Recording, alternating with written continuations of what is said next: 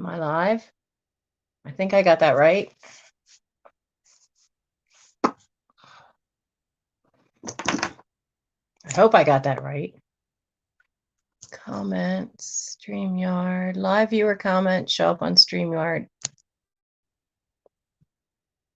No, there. No! Get that off of there. I will learn this technology yet. One flippin' way or another. Okay. There we go. Hey, how are you? I'm trying to figure out StreamYard. I can't even talk right. I'm so tongue-tied. I can't. What is it doing? I want to watch my own live and it won't let me in. Give me a second here. No, I don't want my channel. I need to. There we go. It makes it easier for me to read the chat if I have the chat on the laptop, which is right above the phone, because the phone has a much better camera than the laptop does. So I wanted to do this through that. It's really weird is because you see me moving my hand, but then there's like a 4-second delay from what I'm doing that shows up on my laptop screen. Interesting. Here, I didn't get to do this. Makeup time. Hang on. I got all gussied up for you guys. I even have jewelry on and everything. I came over a little early. Does anybody know how you make someone a moderator through StreamYard?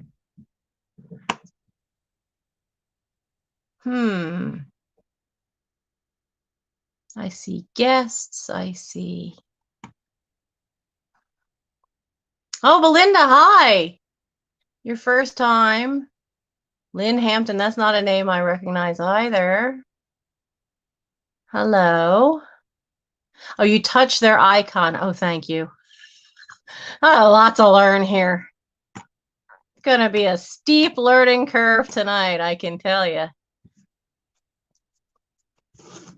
But I had to leave Patrick's sale early so that I could get over here and be ready and hopefully not drive myself totally bonkers, because I'm on my own for this. You know, Thrift You has Sam and Sarah. A couple of them, they're in pairs, you know, but Patrick was doing it, trying to do it by himself tonight. I'm doing it by myself. And I'm new at it. He's an old hand at this. Let's get the backup pen where I can grab it in case the first pen dies. Can't lose the jeweler's loop. Can't lose the... You guys all have... Were all of you at Patrick's sale? Oh, a new subscriber. Hello. Oh, okay. Little Vintage Me. No, that didn't do what I wanted it to do. I don't want to put you in timeout. Why is it not? Okay, so I tapped on your name, but it's telling me, it's asking me if I want to put you in timeout. I don't want to do that. I want to make you...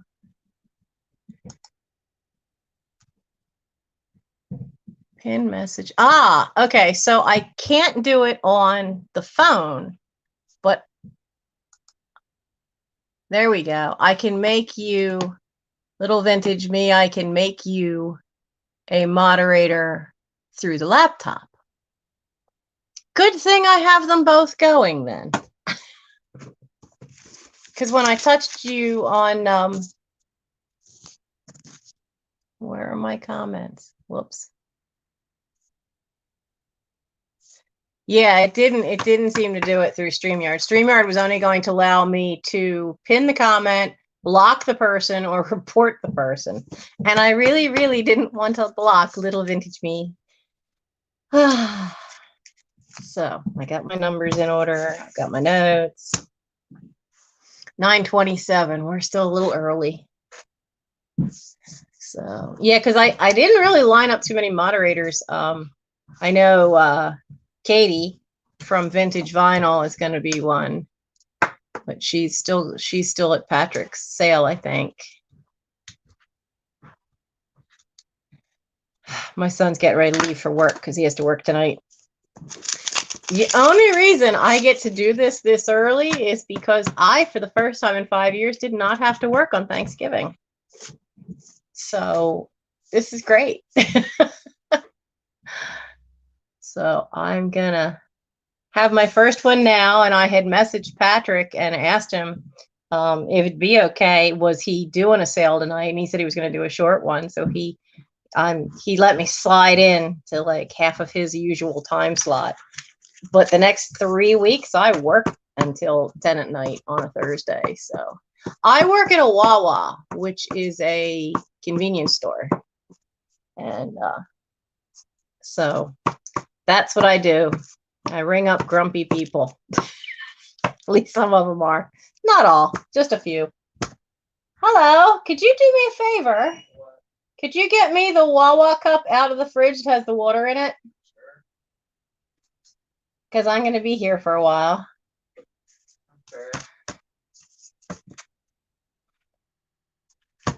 Hi, Judy. Gritty Grit. I like the name.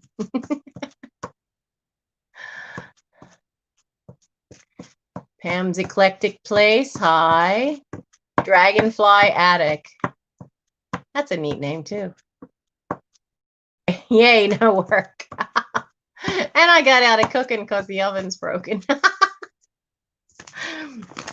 But someone very kindly cooked a turkey for us, so.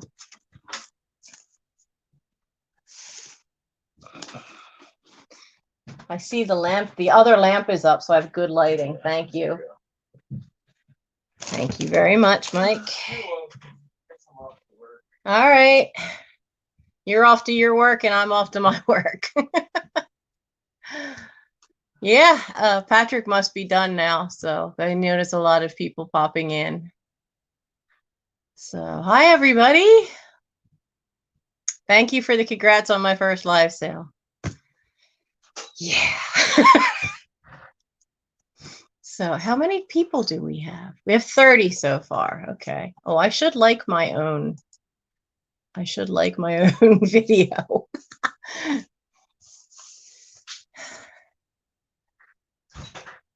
Oh, there she is. There's Katie. There we go, Miss Katie. Yes, Patrick's son. Patrick has, I think every time I've seen Patrick on live in the last 2 weeks, he's mentioned my channel, which I am very grateful for. So I'll give you a brief rundown because I know I've got a lot of names here that I haven't seen before. So I'm sure a lot of you have never seen my very first video. I inherited 3 estates. This is a 10-room house from 1911, and my mother had a lot of stuff. A lot of stuff. When my dad passed away, it was sudden, and so she was kind of in shock, and we had 11 funerals in 6 months. 2 family houses got emptied at that point. She had it on storage. Oh, joy. Which none of us really knew. But when I inherited the house, I inherited a lot of her stuff. And then I had 2 other estates that I inherited. The last one was a massive, massive book collection. So I had pretty much spent the last 3 years selling off nothing but books. So I'm finally to where I can get to the rest of the stuff. So what you see behind me is not, it's not a hoarder house. It is what one of my Boy Scouts called a combination of hoarders and American pickers, because there's cool stuff, but there's no, there's no food sitting around, no garbage, no trash, because I'm just not having that. But I'll move out of the way. You can get an idea. This, because when I was downsized out of a job, I had to give up the storage unit. It had to come somewhere. This is the living room because most of the furniture went to the siblings. So this room is from beyond me. There's an archway behind me where the house originally stopped. There's 20 feet that way with 5 rows of boxes. This end is kind of the catch-all end of whatever I'm trying to work on. So there is plenty of stuff that goes from my great-grandparents on up. So there's all kinds of stuff here. So we have a lot of different things. Tonight I have a number of things that go from the 1920s on up. It's all different styles. There's a little bit of glass. There's a little bit of pottery. There's some salt cellars. There's a fair amount of elephants because I didn't remember putting a bid on it at the local auction house, but I got a whole tray of them. So that was interesting. So we're going to have some fun because some of the elephants are really, really, really cool. So are you guys ready? Where am I located? I am below Philadelphia. I am in the bottom southeast corner of Pennsylvania along that I-95 corridor. So if any of you know Scott, the old curiosity shop, he's about 30 minutes north of me because he's in Philadelphia. Yeah, well, you know, by selling this stuff off as I've gone, because I started on eBay when eBay was only 2 years old. I was under a different name then. But by slowly getting through all this and selling it off on my own, it's really helped pay for things. I mean, every year it helps pay the taxes on the place. So, and it's helped. You have to have goals when you're dealing with this much stuff. And one of my goals was a giant tree, and the tree cutters are supposed to show up next week, and selling off this stuff has helped pay for that. And so now I'm working on the next goal. So, all right.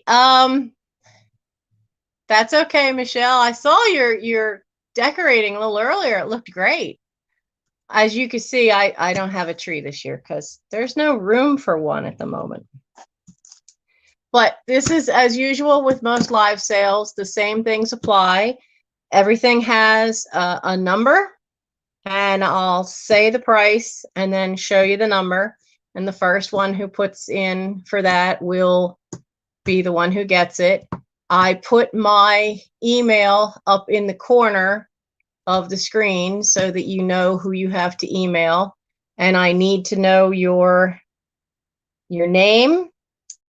Let me know the item number, what it was you won, and your mailing address so that I can invoice you through PayPal and let you know what the shipping will be, and we can get this stuff moving.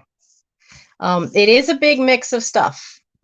Plus, there's 3 bonus things for Christmas, which if some of you saw the late night haul or one of the other videos, I know I showed one of them. So you guys ready to buy? Or to at least see what I've got? Because I know not everything will sell. Be awesome if it did, but not everything will sell. So the first thing I have is absolutely glitter fabulous. This was an elephant that was part of that box lot. Now, he's surprisingly light for his size. He is an ornament, and he is all covered with really nicely done with glitter. This is his number on there. But he's got, wait, here we go. Really well done glitter on here. I like that they were so careful with it. He is huge, and he's really well done. I mean, my hand just got in the way. Got a good close-up of the antique ring. I love how the ears, this is all carved in and fluted. His eyes are even carved in. He really is nice. And for as big as he is, because he's what? Well, to the top of that pole is just under 7 inches. So he's like 7 inches high and, well, if I put it that way, and he's 7 inches wide, and he's incredibly light. He's got to be hollow. But for something that's, I think, is plastic, he's just amazingly detailed. So, yes, I have a ruler. I learned from watching some of you guys have a ruler. Because you can't always judge size from how the screen looks. Because I know, like, because my hands are closer, my hands look way bigger than they are because I got itty bitty little hands. That's why my kid calls me Hobbit. Anyway, this glitter fabulous elephant is number 1, and he is $5. He is number 1 and $5 for anybody that would like him. I'm so prepared, but I don't have the pen open to write anything down with. Serendipity by Melanie. Okay. And we have the first sale. Yay! I'm so happy you've made my night. I had people tell me that, oh, well, Fatbird Finds. The ladies there gave me advice, said, well, you need at least 50 things because their first sale, they blew through 50 things. And then Thrift You, I let Sam and Sarah know that I actually had 60 things. And they went, oh, that's too many. I'm like, I don't care. We'll just keep going. I've got plenty of stuff. If it goes, it's fantastic. If it doesn't, that's okay too. It's not like I'm ever going to run out of stock. So I need a slice of my pumpkin pie. What are you sticking on your pumpkin pie? I don't have any pumpkin pies this year because the oven's busted. I have a cat that's useless. She doesn't catch mice, and one of them got into the oven and nibbled on the gas hose. So the oven won't light on one side, so we can't use it. So the next one, now which one did I do first? Okay. The flute goes first. I have 2 of these. They're not identical, though. We're going to offer them up separately. These are newer. I don't even know. They came out of a box of somebody. I think I found these stuffed in a box of books when I inherited the book collection. Because as we were emptying that house, it got so crazy because the house was up for sale while we were trying to empty it. And so it got to the point where towards the end, they were just shoving anything into the boxes of books that were supposed to come to me. So I could open up a box of books and, wow, look, vintage toys. Or porcelain, when I would be amazed that it was still in one piece. And then they finally just gave up hiding it in there and just gave me boxes of stuff. So at some point I can do an entire linen sale because I know there's at least 2 boxes of vintage tablecloths and embroidered things, and plus the stuff from my own family that was embroidered pieces. So there's definitely going to be a sale that's probably going to be vintage linen heavy. But this little girl is 6 1/4 inches high. She's kind of, I kind of get used to where that camera is. She's kind of got that Ladro look in that she's very pale pink. Who gave me, oh, get that out of the way. Now she's playing a little pan flute. Can I get a good look at her this way? There we go. The lighting's not perfect because I don't have a ring light yet. So I have a desk lamp on this side and the floor lamp from the 40s on that side. But she's at least got a little bit of a smile. And she was made, she has her original sticker on the bottom. So she was made by Baum Brothers, which their series was called Formalities, and it was made in China, but she is a nice little porcelain piece. And she is $5. Whoops, where's my little things? She is number 2. She's $5. She's number 2. We want her.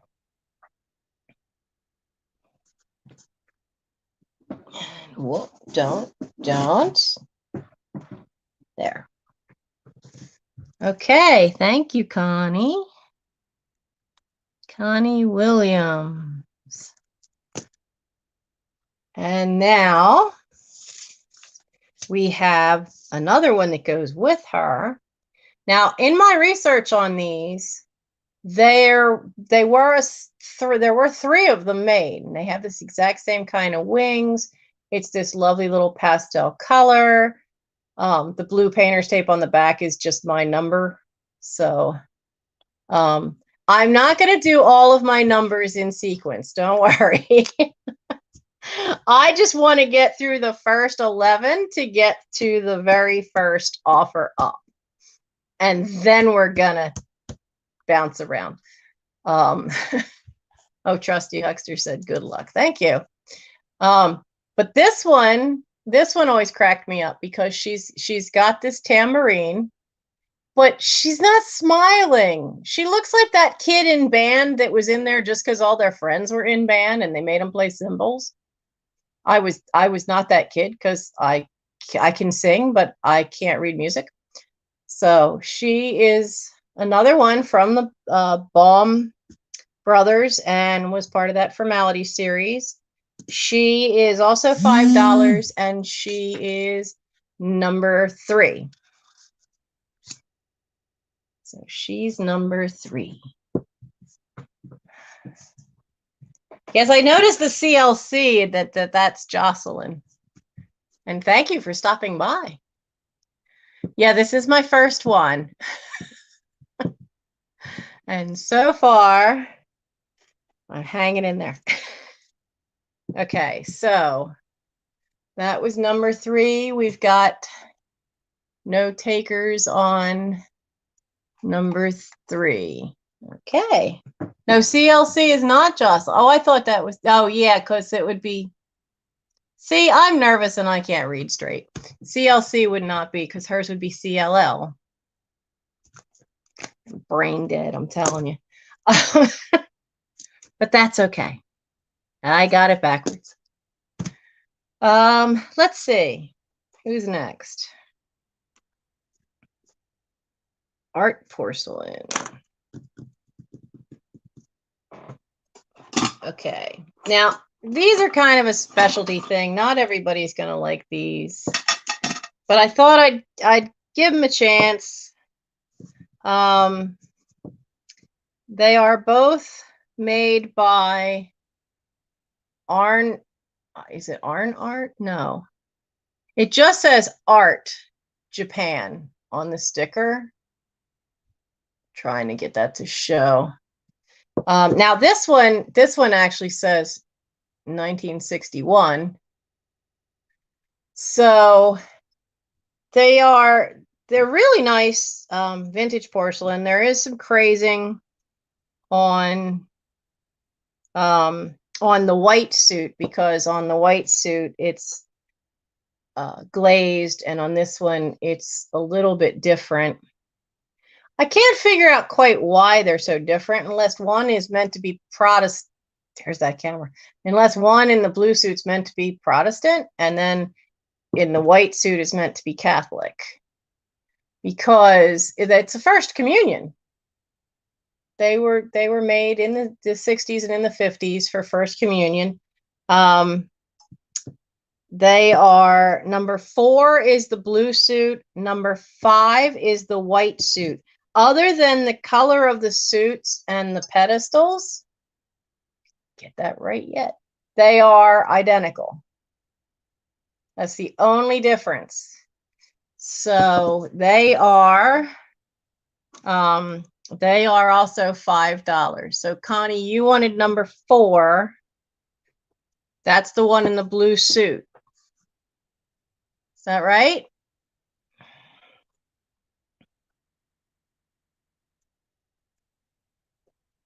I found these, and when we found these when we had to clear out my grandparents' house, And I found these, and I found a gorgeous, stunning garnet and sterling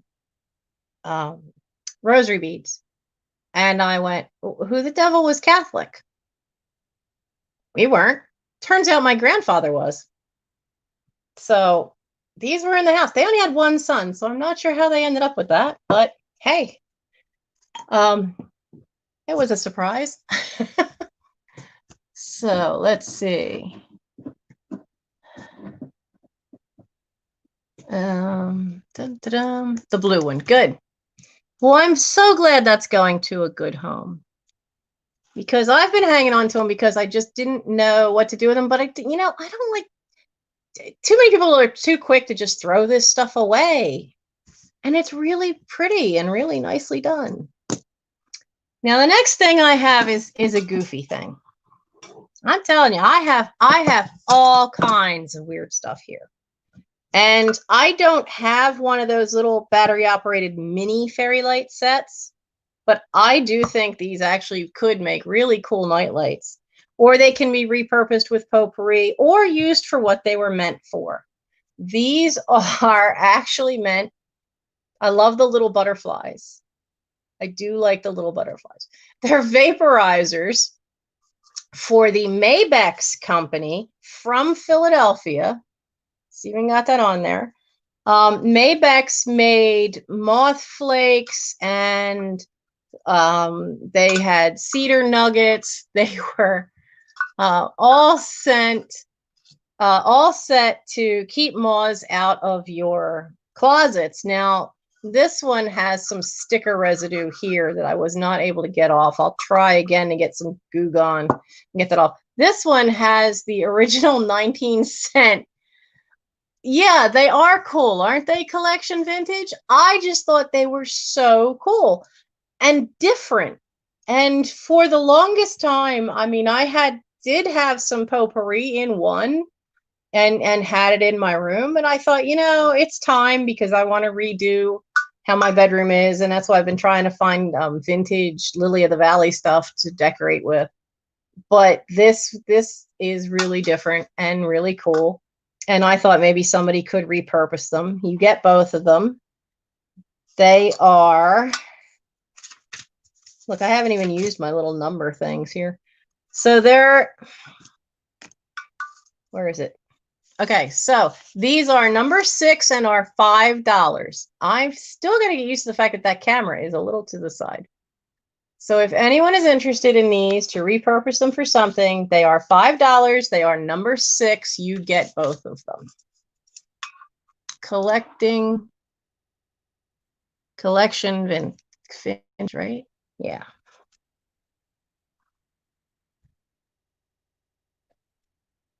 I'm sorry if my having to look up at the laptop for the chat makes me look like I'm sticking my nose up in the air at you guys. I really don't mean it to be like that.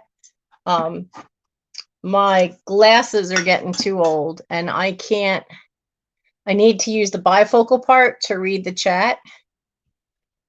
But I have to get a new heater as soon as I can. So the glasses have to wait a little bit. So let's see. Next is another elephant. We're up to another elephant. This was also in that elephant lot. I think he's so cute. He is adorable. He does not have a chip, not a crack on him. He does have a little sticker on the bottom, says handcrafted in Thailand. They just do my ruler. Okay, so where's the tip of that nose? He's 7.5 inches long, and he's 4.5 high. Now, he's meant to be a teapot. He is missing the lid, but I love the face. I absolutely love the face. And I'm not sure if you can see it, if it's going to show up well, but this little crease here has the tiniest little bit of tan in it, so he looks like he's smiling. But I thought he would look so cool if it had flowers in it, whether you want to use silk flowers or put live flowers in them and use them as a vase. I just think he is the coolest looking little elephant. But yeah, no lid. He's a planter now. I would, because he's got this nice paint job flower on here, and you can tell he is hand painted. I mean, he especially shows up because you can see they did try when they painted the ears to make the overlay of the paint match the actual ribbing they have in the ears. But he is just so cute. But he's now, I don't know if he could hold kitchen tools because that opening's only, you know, 1.5 inches by 1.25 inches. Oh yeah, he would be a cute watering vessel. Oh, I hadn't thought of that. Coffee mug. I love it. That'd be a good. You could just hook one of these up to me with hot tea. I'm not a big coffee drinker, but yeah, I could see you doing that. That could be funny. I like that they even gave him little toes. He's got little teeny toes there. So he is also $5, and he is number 7. Number 7 for the little elephant. Yeah, if you want to put wine in them, sure.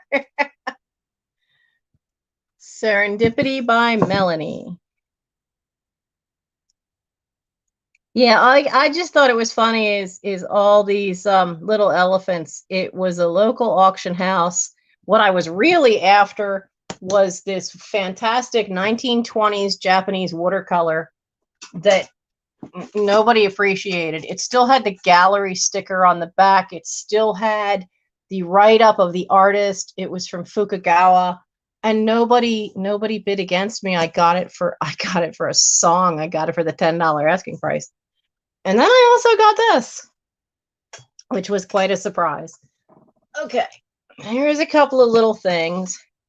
I do tend to go down in numbers just because it is easier for me because I have everything written out, but I am going to skip at some point. I'm going to skip ahead because the Christmas stuff is towards the end, and I would like to get a chance for everybody. Fukagawa is a city in Japan. Fukagawa was known for having an artist colony in it in the early 1900s up to the war.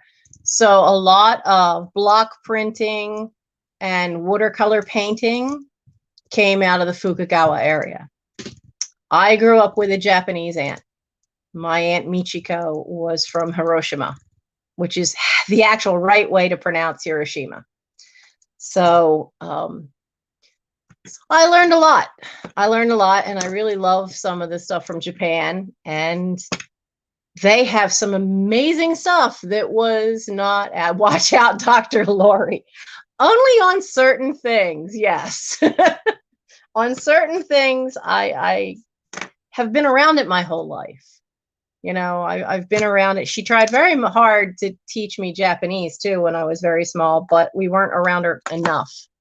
So I know maybe about 7 words that I remember. But I do know mostly how to Kokeshi artist there, possibly, because Kokeshi was and the Kokeshi dolls you see now are not the same as the vintage ones. The ones you see now for Kokeshi dolls often have like this little almost helmet like of hair, and the earlier Kokeshi dolls, the hair is painted on. The earlier Kokeshi dolls are okay. The earlier Kokeshi dolls, here's a lesson. They are a cylinder that will have patterns carved into the wood, and those will be painted. Usually it's because it's like a watercolor. You've got to be extremely careful cleaning these things because a lot of them were vegetable-based paints, and so if they get wet, they can come off. But then when they got to the top, there would be, do I have anything round?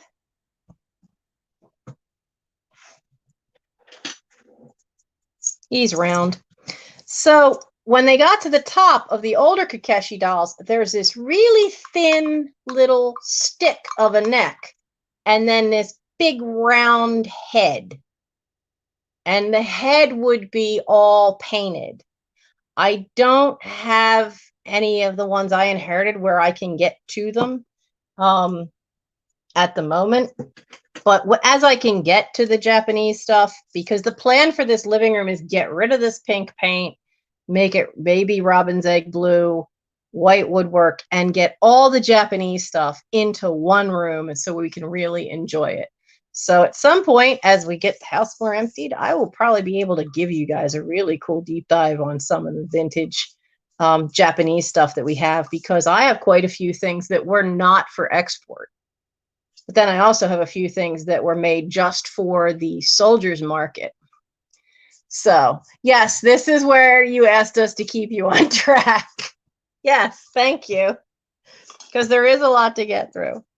So let's see, where were we? Who's next? We have you, and we have you. Okay, I picked this up. Hi, Randy. I picked this up in the collection of salt cellars that I had a chance to get and I had done a video about. We've never been able to find out if this is actually a salt cellar or if this is actually, I don't know, maybe it's in some cultures you dip into your soup and would drink out of something that had a little handle like this. So for all I know, it's that. And it's an interesting thing, so I thought I'd offer it. It is made in Kenya by Ceramic Industries of East Africa. It has its name on the back.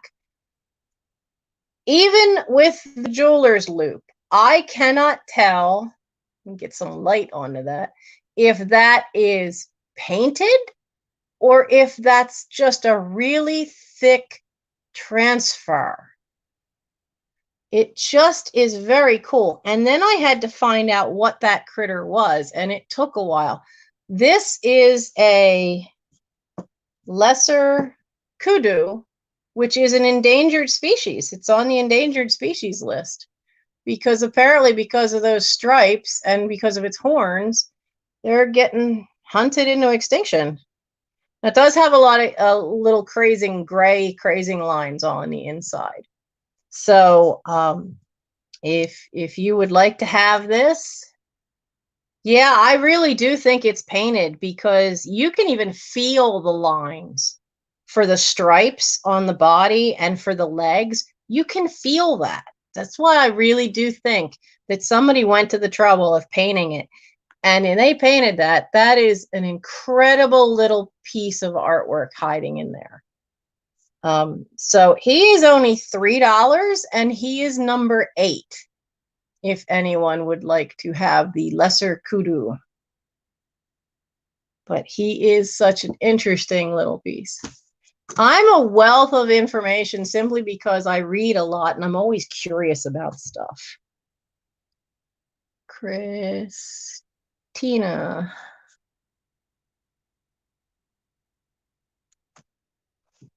Thank you. I'll put him aside. Oh, I have to put his number back on him. There we go. When I was a kid, my great uncle gave me a notebook and he would give me a list of books to read, and anything I didn't understand or know about, I was supposed to write the question in there. And then when I saw him again, he would sit and explain things to me, no matter what I had in there.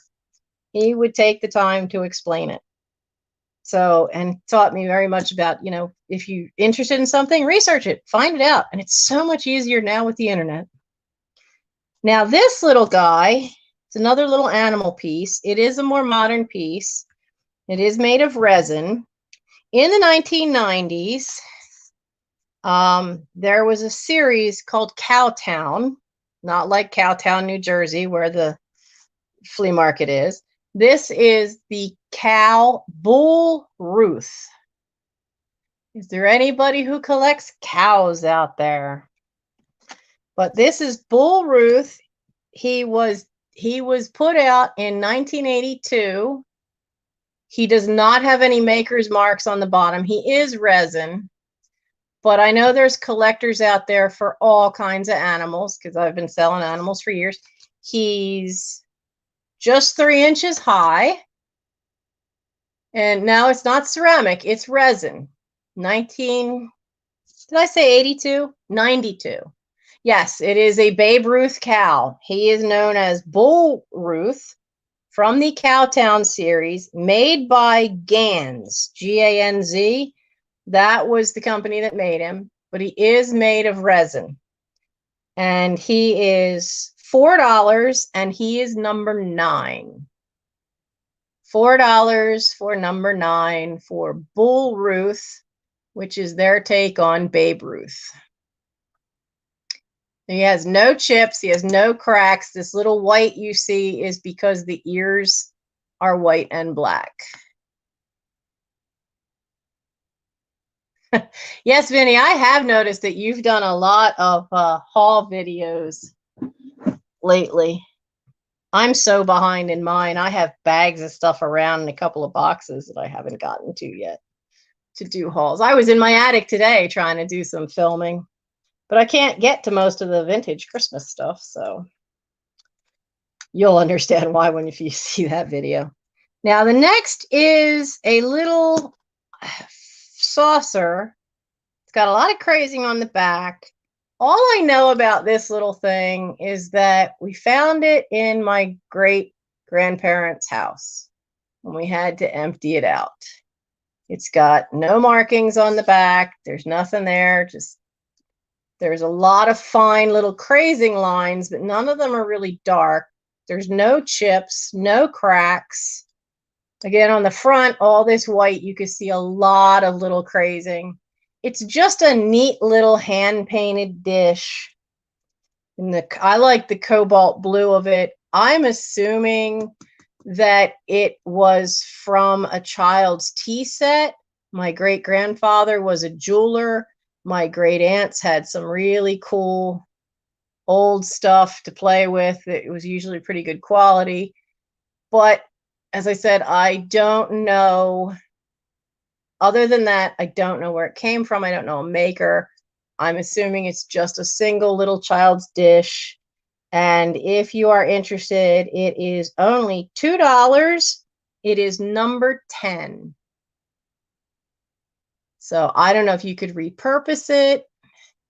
So it is just a cute little thing. It is $2. It is number 10.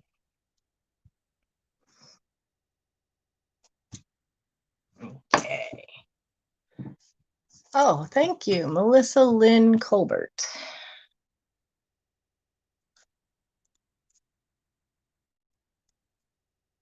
Melissa Lynn. Thank you. So put that there. Now, oh, I have to unbury it. Now we're getting to the real serious stuff here. The first offer up. But I have to actually unbury the little stuff that is around it and on top of it. So this offer up was in one of my videos when I had found some pieces of glass and I had said, I don't know anything about glass. And several people were very kind and very helpful about what I passed up and what I actually did buy. This lovely thing is, turn it so the cherries are showing. This is a piece of Northwood. Yes, Katie, I will need you to time because my only timer would be my phone, and my phone is what I'm filming on. So Northwood glass, it is the 3 fruits plate, carnival glass marigold. So pretty. I am not a big glass person, and I know very little about it. Danny, the niche lady, has been helpful. Scott from Old's Curiosity Shop commented on that video for me. Maria, California Thrifter. If you are lagging, you might need to refresh. If you're on your cell phone and watching, if you go all the way to the right on your picture and double tap real quick all the way to the right hand side, then it usually will fast forward to catch you up. If you're on a laptop or if you're on a computer, you usually have to refresh to get caught up. And make sure you're in live chat and not top chat. And thank you for the thumbs up. I see we have 78 watching. I am thrilled with that. Thank you so much for coming. And we have 46 thumbs up on my screen, but that might not be right. Sometimes I've noticed that doesn't pop up if I don't refresh. And I'm not about to do that now. I don't want to mess up any of the technology. I am technology challenged. So about this Northwood. Now, all I could find were comps for a smooth back. And those comps were between, you know, $25 and $30. But I had a couple of emails back and forth with Professor Uncle George about this lovely little piece, because this one has a basket weave textured back. This is not just this is not just lightly pressed in there either. This is really well textured. It's gorgeous. Absolutely gorgeous. And that's why I picked it up, because I've never seen a piece of glass with a back like this before.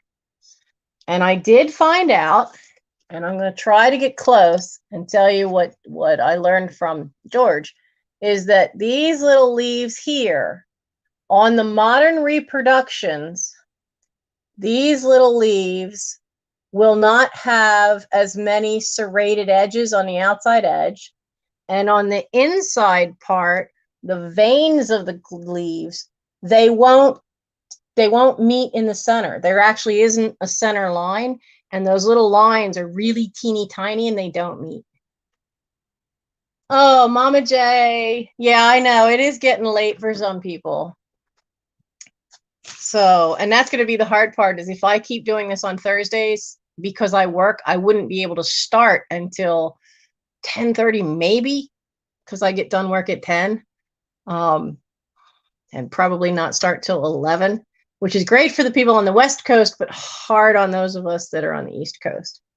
So this Northwood piece, Carnival glass marigold, pattern is 3 fruits plate, and basket weave back. And the only thing I need, I think, now is to give you the size. Come on, edge to edge. Just under 9 inches wide. I don't know how old it is, because that was the one thing I don't know how to date the glass. I don't know how to date that. So this is going to be an offer up as soon as Katie types in start. And I would like to start it at $9. Yeah, I think it looks 20s or 30s possibly, because on anything I found later didn't have the back. The back from the stuff that I could find a date on, that people's auctions or their solds, the smooth backs, they all said were from the 50s. Those few that had a date on theirs. So we're gonna, there he goes. There's the start, and we're starting the offers. Gotta watch that. At 9. Okay, I see a 15. That's what surprised me. Why I didn't know who it was from is that there is no N on it, and the later ones definitely have an N, but it's not marked with the N. And Danny, the niche lady, and George from the Antique Nomad both said that the earlier pieces may not always be marked with an N. So they both thought it was early, but I didn't write down any dates they might have told me. 10 seconds. I see 27 from Old Stuff Beth. I see a 30.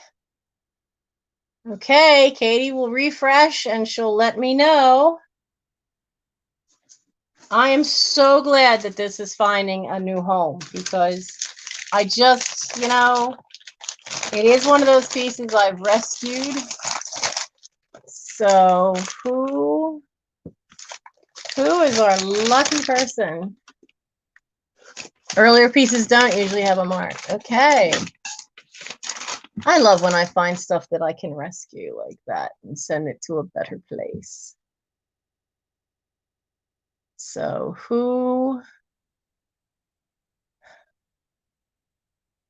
Pam. Who's Pam?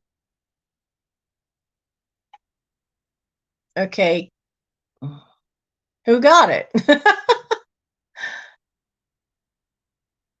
Pam's Eclectic Place. Okay.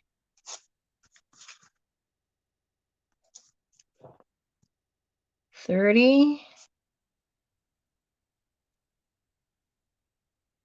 Eclectic Place. All right. Now let's do this little bit that was sitting on top of it. We'll get these done.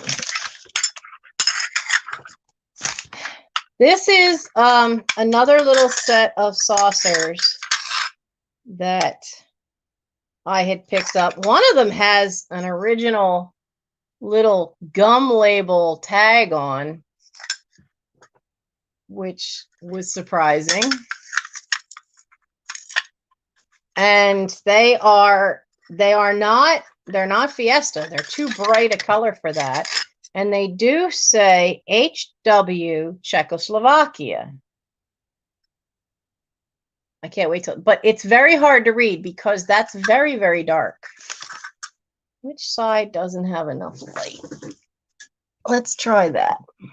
Put the big overhead light on. Yeah, I don't think that shows very well. But I know, aren't the colors fabulous?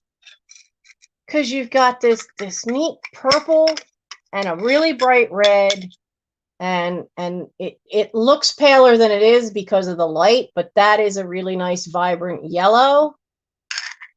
And they're such neat little things. I searched the Goodwill that day looking for cups, and they weren't there. There were no cups with them. They are 4.5 inches wide.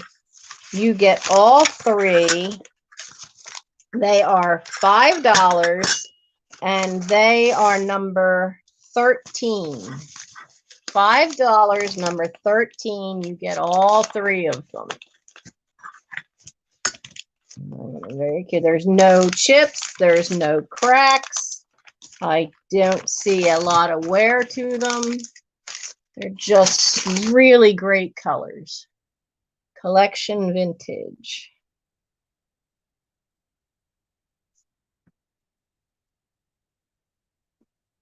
Okay, thank you. Now we're gonna do these guys. This is another one of the elephant box. Thank you, Katie, for putting all that information in there. I wonder if they might be espresso cups. I couldn't even find out information on that mark though. And I did try, but they are neat. They're great colors, and they're just such a cute little size. Now this is another elephant set, but I'm not a big cutesy cute girl, but I think these guys are just so in love and just so adorable. Look at the faces on that. The little girl's got her little flowers on her ear. Just so cute. And it just seems like really good quality. And I was so surprised to see that it says Homeco, because this isn't what I think of with Homeco, you know. And I have a bag full of little Homeco bears, but I've usually only seen bears and elves, and this is just so cute. There's no chips, there's no cracks. They even got cute little tails on their butts, little wrinkles for the knees. and just so adorable and so cute. Be nice. If you like elephants, this would be great. Oh, you're right. It would be great for a wedding cake. I hadn't thought of that, but I thought it would be cute Valentine's Day if you collected elephants. So they are 4 inches wide and 3 inches tall. I do think Homeco outdid themselves with this one, don't you? And Jeffrey, you are right. I've just never seen the quality like this for a Homeco piece. And this ridge of the ear gets really kind of thin. And it's just really great looking. And I'm also amazed that there's no chips. So this little couple is just $5 and is number 12. $5 and number 12 for the little courting couple of elephants. They are so cute. So that is $5, number 12. Bag of bears. There we go. Serendipity by Melanie.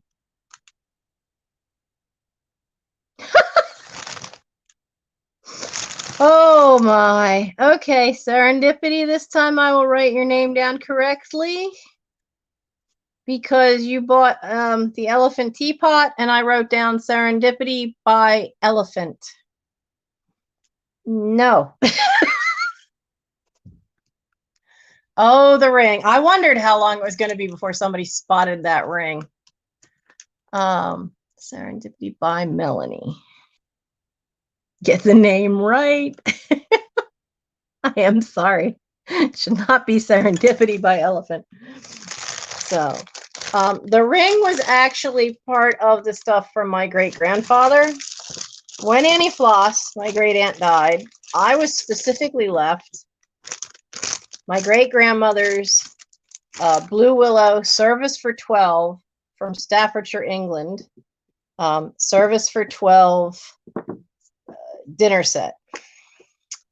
And I was also left all of the jewelry boxes in the house. Now, I didn't understand what that meant. I just knew, okay, I'd get her jewelry box. No, I got her jewelry box. I got what was left in my great-grandmother's jewelry box. And then I got 4 jewelry boxes of stuff from my great-grandfather who happened to be a jeweler. Now, I have rings with no stones and I have stones with no rings. I'll see if this can show up. Don't think it's showing real well. There's a face carved into this stone. Yeah, it's not going to focus because it's too tiny. It is an heirloom. From what I understand, they call it an incarnelian when they carve it down in to the stone. And from what I could find out, it's the head of Diana, goddess of the hunt. And this stone had no setting, so I worked with a jeweler to actually create a setting and design one that actually just showed off the stone. So it is one of my most prized pieces that I really, really love. And someday I have an aquamarine that I will get set that's also an interesting.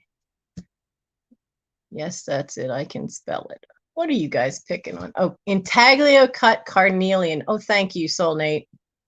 Thank you, Nate.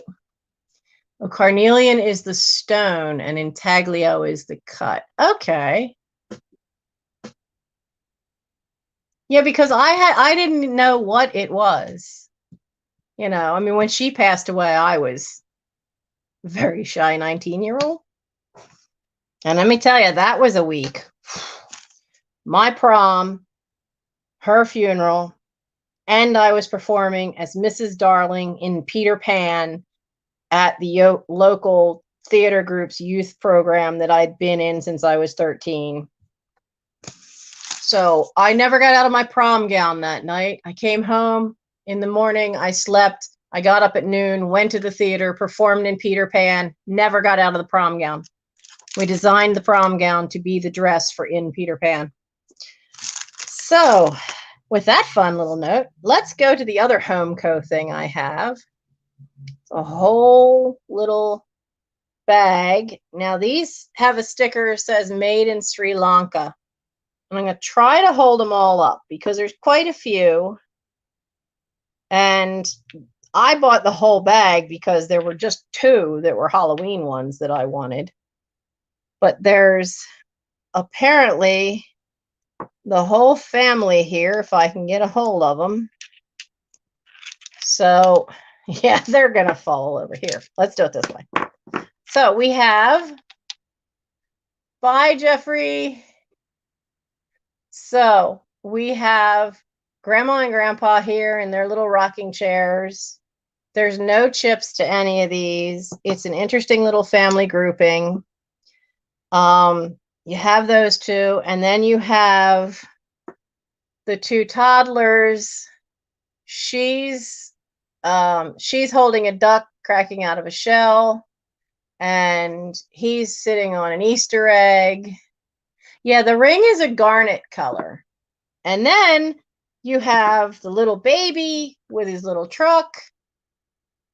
And then you have the doctor. I don't know why you have a doctor, but you have a doctor. The ring is interesting because the way the lights hit it will make it look strange. And of course, the color, it is a wine, kind of a wine red color. But because it's clear, if the back color, like behind it, is, I mean, you're seeing it with blue behind it, it'll kind of change the color it shows. So we have those 6 little Homeco bears.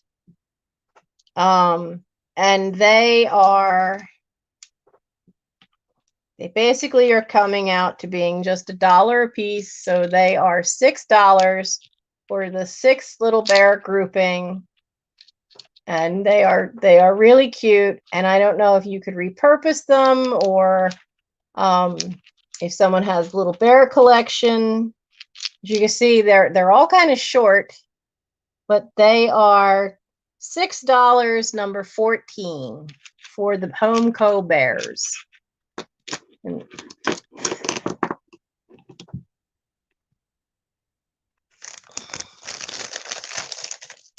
oh, Fatbird Finds, hello. Hi, ladies, or one of you. Hi, or both of you. It's like the gang's all popping in. This is great. Thank you. So the bag of bears was $6, number 14, if anybody wants the little Homecos. And I have Connie Williams. Okay.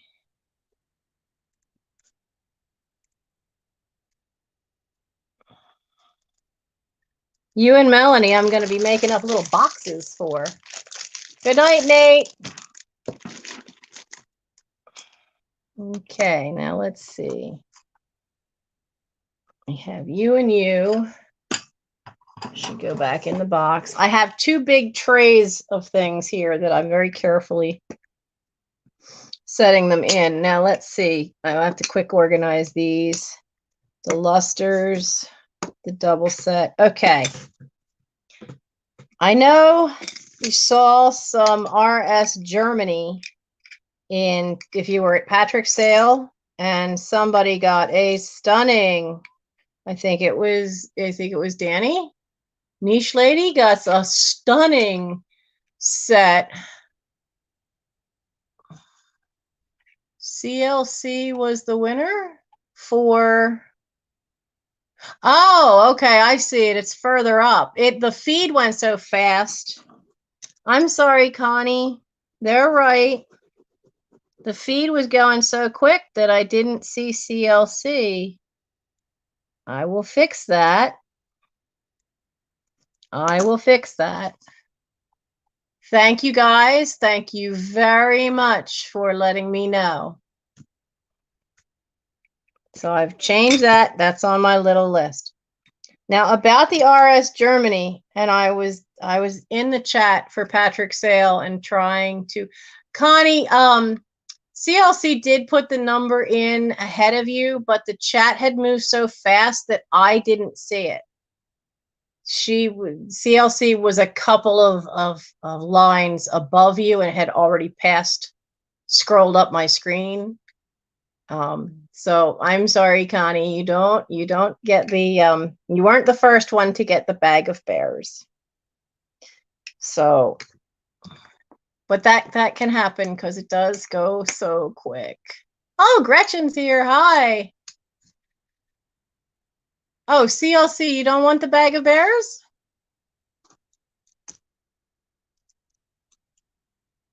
Okay, we can send it back to Connie then.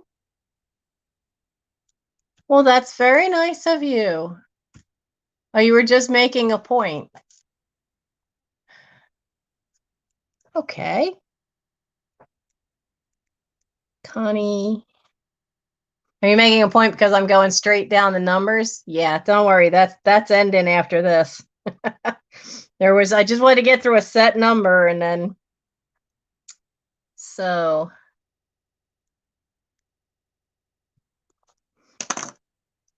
okay, so where's the first lusters? Oh, let's grab this. We'll do these two first. These are two salt cellars. They are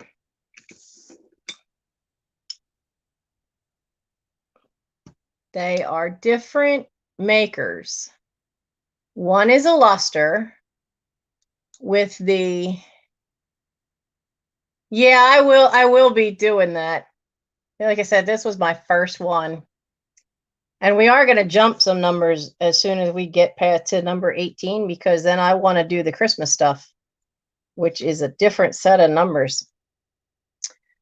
But we have this this mark. Now, that mark, if you ever see it, that's actually a subsidiary of Noritake that they were using just for, I had the name for it, and I don't see it here. I know I had written it down. So they were making stuff for Noritake, but they were making it specifically for the export market to the US.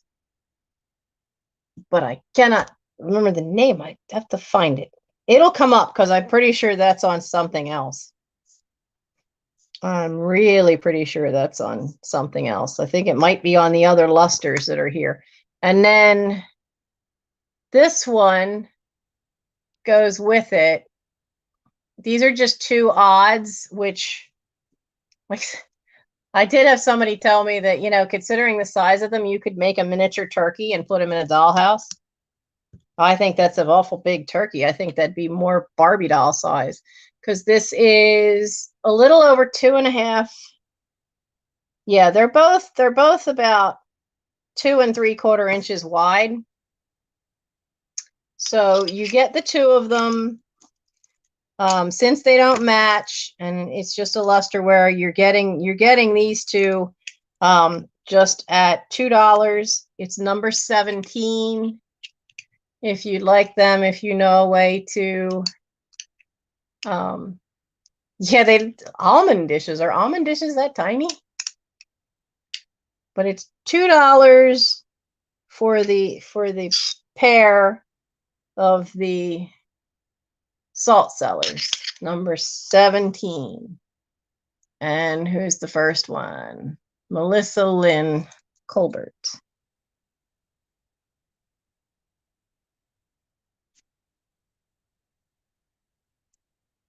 Okay. Now we have the other lusters. Is this the one? Oh, see here, there's the one that's got the same mark. See, they've got that same cherry blossom mark, and it says made in Japan. These two match, though. These are hand painted. And these blue luster salts, the cherry blossom with an M was for subcontractors for the USA market, made by Nippon Tokikasha Company, which was a subsidiary from Noritake from 1924 to 1938. That's the only time that particular, I was able to really ID these, that the actual company and the time frame they would have been. So these are circa 1924 to 1938. They do match. They are the same size as the others in that they are 2 3/4 inches across. These are really pretty lusters, and they've got that nice bluish gray, which usually is, if you ever see the really silvery blue, that's the earliest kind of blue luster you see. But these two are $5. They're number 16. $5, number 16 for the matched pair of salt cellars.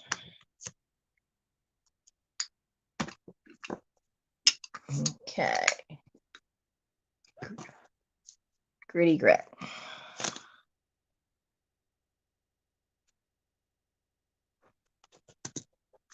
And if I have background info like that on something you buy, I will try to make sure I send it with the piece. And then now we've got the last set of salt cellars. There's 3 of these. There is a little wear to the circle. There's a circle line in there, and this one looks kind of faint. You can see it better on that one. These are RS Germany.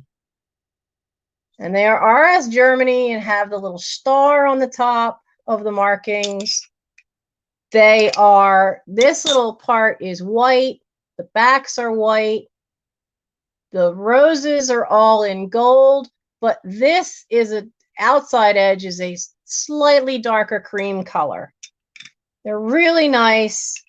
I love how they have the little cut work on the handle. And these are, okay, this is what I was going to try to tell you in Patrick's thing. RS Germany dates only from 1914 to 1945. They were in Tillowitz was where the factory was, and it was the factory of Reinhold. Oh, forget that. I am German in descent. I can't pronounce that last name. But RS Prussia, some things say RS Prussia moved to Germany and became RS Germany. Others say it was a different person. But there is a trail that goes from RS Prussia, which was in existence for a lot longer, to RS Germany, to RS Seoul, to eventually RS Poland. So they go all the way along. And I'm always amazed. RS Prussia, everybody looks for. You can get high prices for that stuff. Not so much RS Germany, but there's a lot less RS Germany stuff out there because it was only in production from 1914 to 1945, when I think the factory got bombed. So these lovely little guys, like I said, the only wear is that bottom circle. This one lone one has a teeny little bite, which I don't even think you can see, on the bottom rim. And you could use these, you know, I think because of the size these are and how deep they are, I think these would be awesome for when you have your sushi to put in your sauce or your wasabi or your sliced ginger. I think these would be fantastic for when you're eating your sushi. I actually have one similar that's in this size and deep, and that's what I use mine for because I love sushi. So this is the RS Germany salts. The 3 of them are $6, number 15. $6, number 15. You can see how deep it is. Great for your soy sauce. Great for any little sauce you want to have. Some people need something to dip their mustard, have their mustard in to dip things. You could use them. And Lois Hoover. Hi. I hadn't seen your name pop up before. Lois Hoover has these for number 15. So now, as you guys all can see, I have, if you missed the beginning, don't be as scared of that big pile behind me. That's because I inherited 3 estates worth of stuff and got downsized out of a job, so I had nowhere to move it to. I had to bring the storage unit to the house. So this is my living room. My goal, get through all this stuff, preferably before spring. Wouldn't that be lovely? Now, this is going to be an offer up. And I'll warn you, shipping on this is going to be something, because this thing weighs, I haven't weighed it. I think it weighs about 3 pounds. It's way heavier than anything else I'm selling tonight. Even the Abingdon piece isn't this heavy. This is marked Fenton. It's in there somewhere. There it is. In the bottom, in the center. Yeah, that's my inventory. I hate the term death pile, even though death is how I got a lot of this stuff. I consider it my resource pile. That's my resource pile back there. Yes, Fenton Hobnail Colonial. Is it called Colonial Blue? But it is definitely Fenton. It is definitely Hobnail. Now, from what I understand, this big hole in the center should have had some other piece that came up, which you usually can't find. And then these are for taper candles, the thinner one. So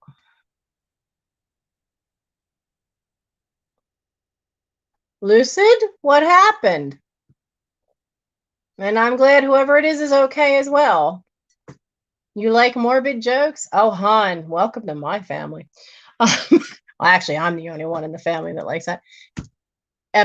Is it a Persianne or a Persian? A Persianne. Is that how it's pronounced? So, okay. So this lovely piece of Fenton, I made sure that I had run my fingers all around. I did not find any chips on this. Epern, thank you, Vinny. I failed French as well as Spanish and Japanese. I'm a very good parrot, but the minute you get to trying to understand the grammatics, can't understand the languages. That's where I fail. Eperni. Oh, well, I at least had enough French to try to figure it out. Epern. Dog surgery, no. Oh, that's good. I miss having a dog. But our fence finally fell apart, so no dog for a while. I had to deal with the 2 cats that are spoiled rotten. So this is our Fenton for the night. This is big and heavy, and it is where the little pieces come up. It's almost 4 inches high. It's 6.5 wide, and like I said, I'm not a big glass person, though I do like this blue. This is a nice blue. I do like the cobalts. I would like to start it at $6. So Katie's still here to time things?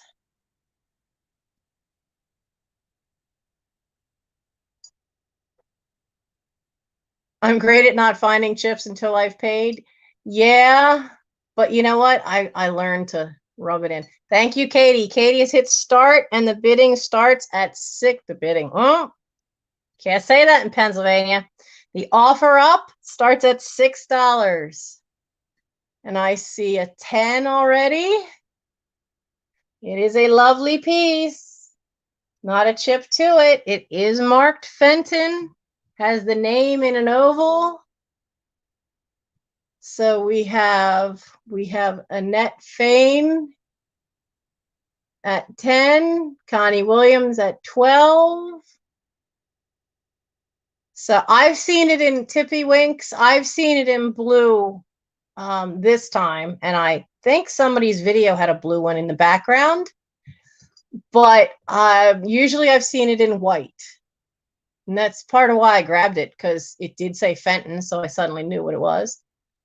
So, okay, Katie, who do we have? You're just seeing the holes on the inside. Well, yeah, because that's the for the candles.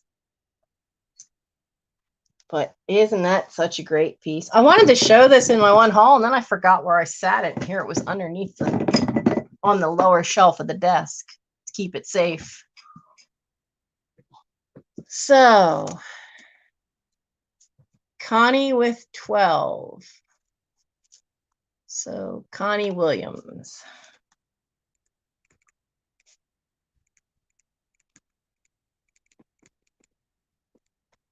Okay. Now, where is the one? We're going to do this one. And then we're going to jump to some Christmas stuff. So now we have, because I do like finding little animal figurines, but this is a Christmas ornament of a standard poodle. The standards are the full-sized ones. He's such a great face. Now, he is resin.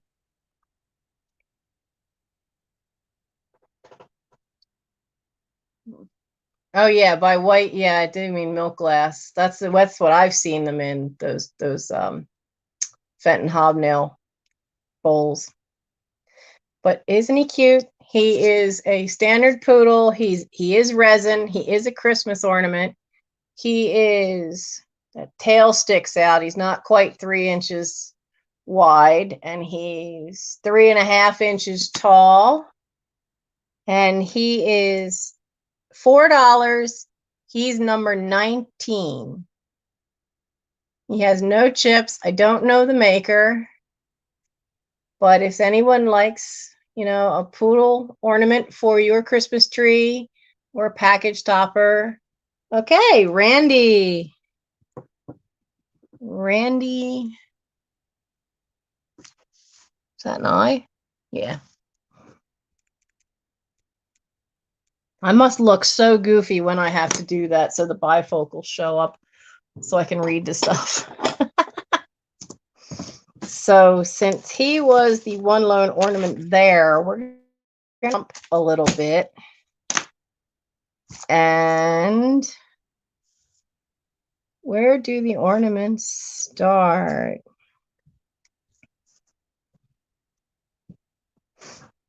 Okay, the ornaments are over here. That's a modern piece. Let's not do that yet. No, stay there. I have vintage play school puzzles being difficult and obnoxious and wanting to fall over. Not allowed to do that. Don't do that. Okay, so line these up here.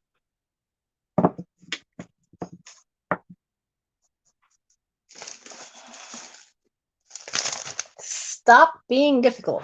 Let's do this one first. This is a kit. It is all still sealed. It's a Jan Lynn cross stitch kit, and it's called the Santa Collector. How can I get that picture to show without all that glare? There we go. I honestly look at this one and all I think is that it's going to look like Misty's house and that there's a row of Santas on a shelf.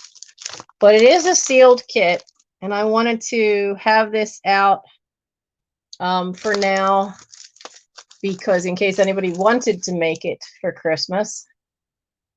And these things are usually kind of pricey. Now this one has a copyright date in 1994.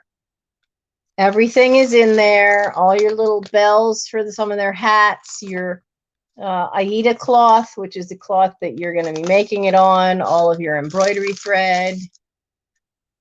And Barb is not making it to things. I think Barb's probably not making it to things because isn't she decorating today? Thought I heard that mentioned at some point. So this is the Jan Lynn Santa Collector is the name of the pattern that you would be making this. This is a cross stitch kit. It is $10. It is number 51. $10, number 51 for the Jan Lynn Santa kit. Joanne, darling, where do you live that you have a coyote anywhere near your puppy? I'm so glad I don't have to deal with those. I don't think squirting a hose on them is going to make them run away. Lois Hoover, I got you. Let me write you in for the Jan Lynn. Man. See, I technically am inside the limits of a city that goes back to the beginning of our country. The first Friends Meeting House is here, and it's actually just down the road from me. This is actually where William Penn landed, not in Philly. I don't care that they call it Penn's Landing up there. That's not where he landed. He landed here. We have a colonial courthouse that is one of only two still in existence that is a circular courtroom. So, you know, I'm cut off by I-95 from the majority of this city. So I'm way off over to the side, and we have skunks. There's a groundhog living under the neighbor's shed.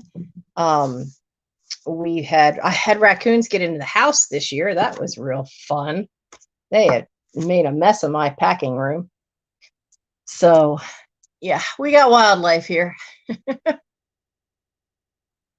Oh, you're from Philly, Penn's Landing. Yeah, I was so mad when they named it Penn's Landing because the marker for Penn's Landing is down near the docks in Chester.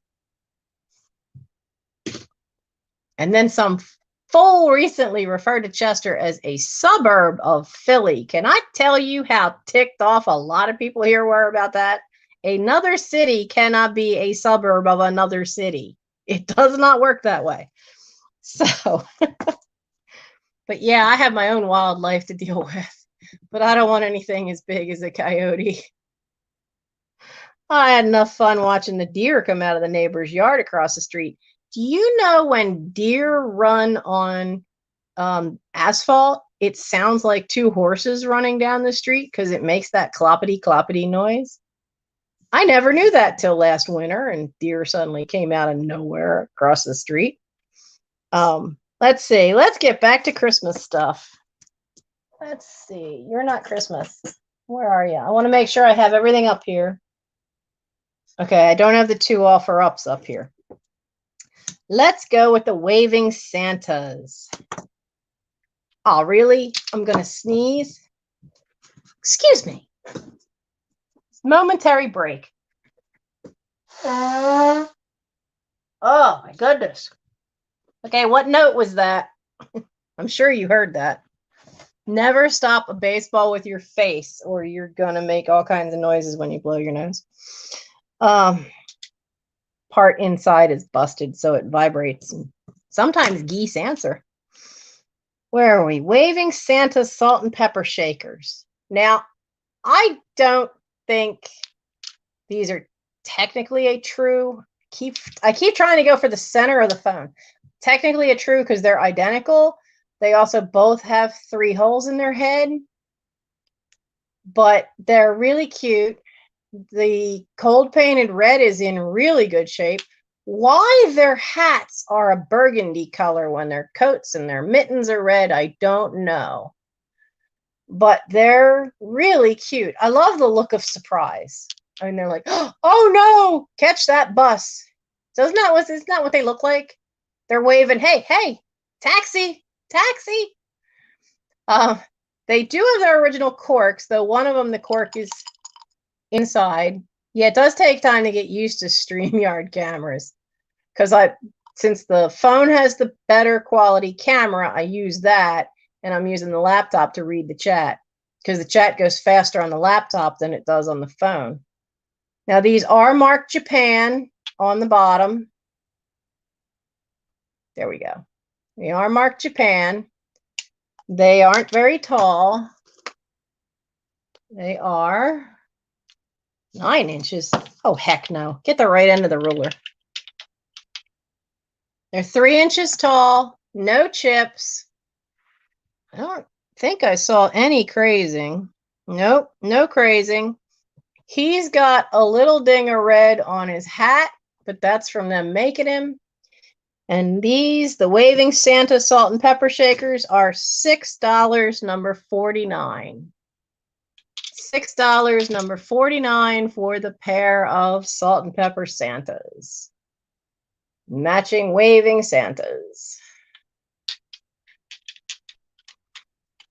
$6, number 49.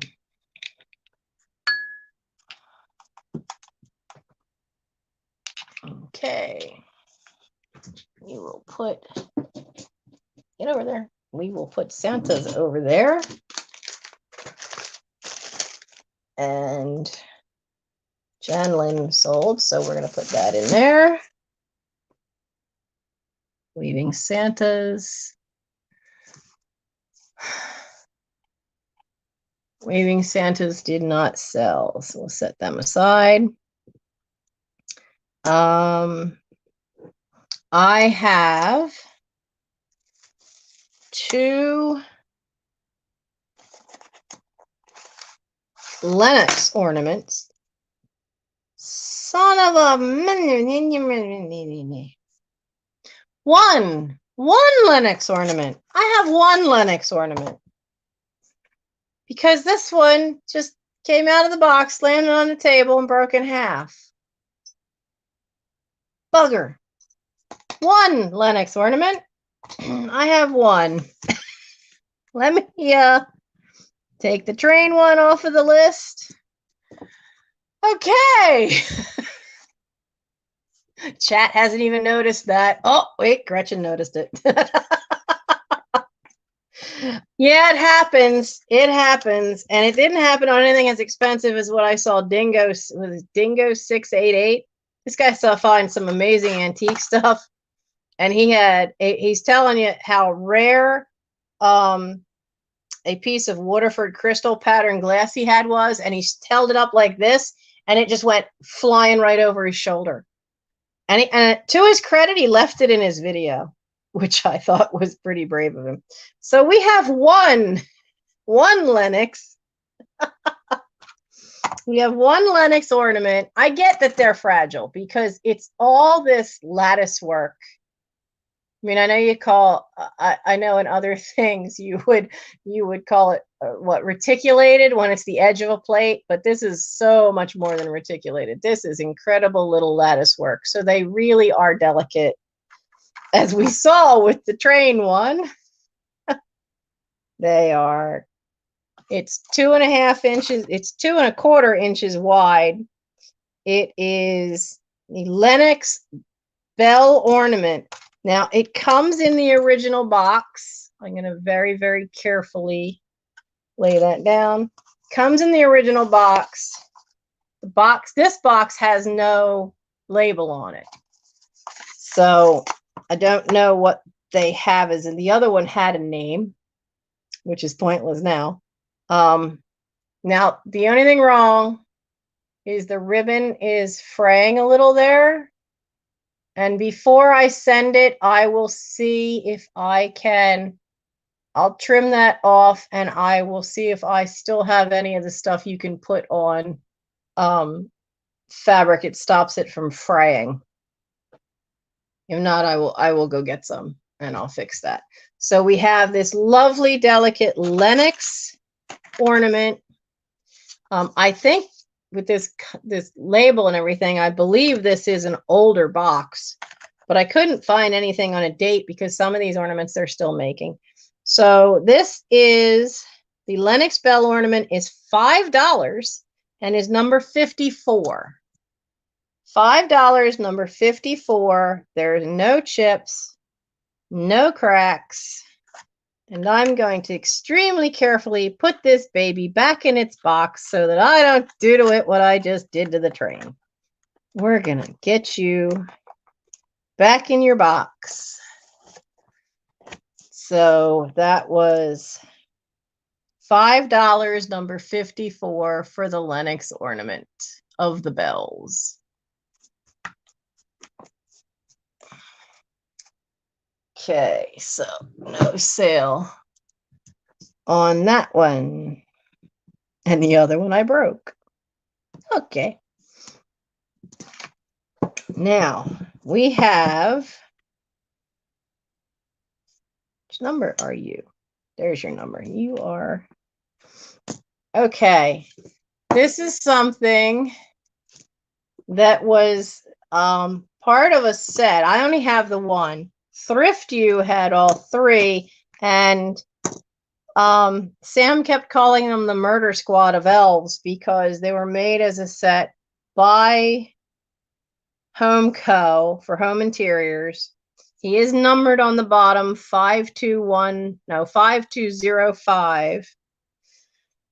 But he's the one that she said had the axe and they were going to run away together on a boat. But he is a cute little elf. And he is, how tall are you? He's 4.5 inches tall. Nice little pointy ears. There's no chips. He's got no cracks. He's a cute little elf. One of Santa's helpers. Ready to help you decorate for Christmas.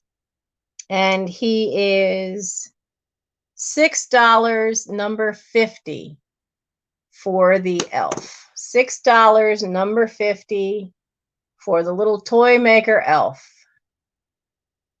Such a cute little guy. Okay, Lois Hoover, thank you.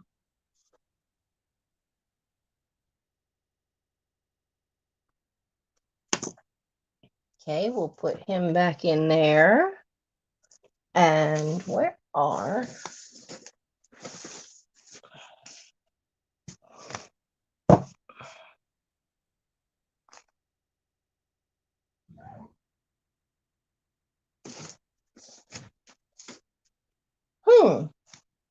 Okay. For a second there, I thought I was missing one. So this is for 2 children's Christmas books. I know some people collect pop-up books. This is by Derrydale Books from 1991, The First Christmas. It is a pop-up book. There is nothing wrong with any of the pop-ups. And it basically gives a brief short story of the reason for the season. And it's a cute little thing. But you have one pop-up book. And then you have this other one, which is a Christmas Carol. And it's one of these specially illustrated things that were so popular in the 80s and in the 90s. And the illustrations, I don't want to pop the spine. The illustrations are really, really good. They're really, really nice. I thought at first that, there we go. I thought at first that these were Greg Hildebrandt. Good night, Will. But look at these. There's wonderful colors of these. The only thing, other than slight little bit of shelf wear, which is typical, because this has been on my shelf ever since, is there's a little mark right there where there had been a price sticker and it lifted a little of the high gloss right there. So this is the perfect time of year. I mean, I had collected really well illustrated children's books, and this is one of the ones from my collection. So you get both of these, the 2 children's Christmas books. You get both of these for $5, number 55. And this one, for the longest time, I just had standing up on the shelf as a decoration with that wonderful illustrated cover out. And so it is $5, number 55 for both these kids' books. Annette Fain.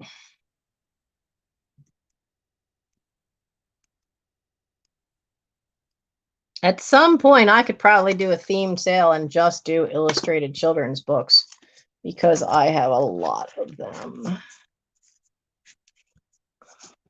Okay, then we have that. put you behind those. Those have sold. We have, where is it on the list? Okay, this is also a more modern piece, but it is Lefton. It has the foil sticker, it has another little sticker, and it has the code number is faintly embossed in there, but is also on a sticker. Oh, Annette, you love books, honey. You have come to the right woman. I have so many. I inherited a massive book collection, but if I find one more signed Martha Stewart book, I'm going to gag on it. I have been selling signed Martha Stewart book collection for 4 years now. If I find any more, I'm going to gag. Anyway, on that happy note, but this is from the Lefton, where is it? Colonial Village set for Lefton. And it is in great shape. There is a manufacturer's flaw here. There's a little crease in the snow, and I looked at it through a jeweler's loop that there's a little weird U shape, and it's so thin, I'm not sure it's even showing up. And at first I thought it was a crack. It's not a crack. It's a tiny, it looks like an eyelash, and it's under the glaze. So you can just put that to the back, because I'm pretty sure that's the back, because the front here shows, the trunk of the tree. But there's no crazing, no chips, really nice little piece, neat little decorative piece. It is from Lefton. It is $5, number 52. What? It stands 4 inches tall. $5, number 52. Okay. And that's for the Lefton Christmas tree.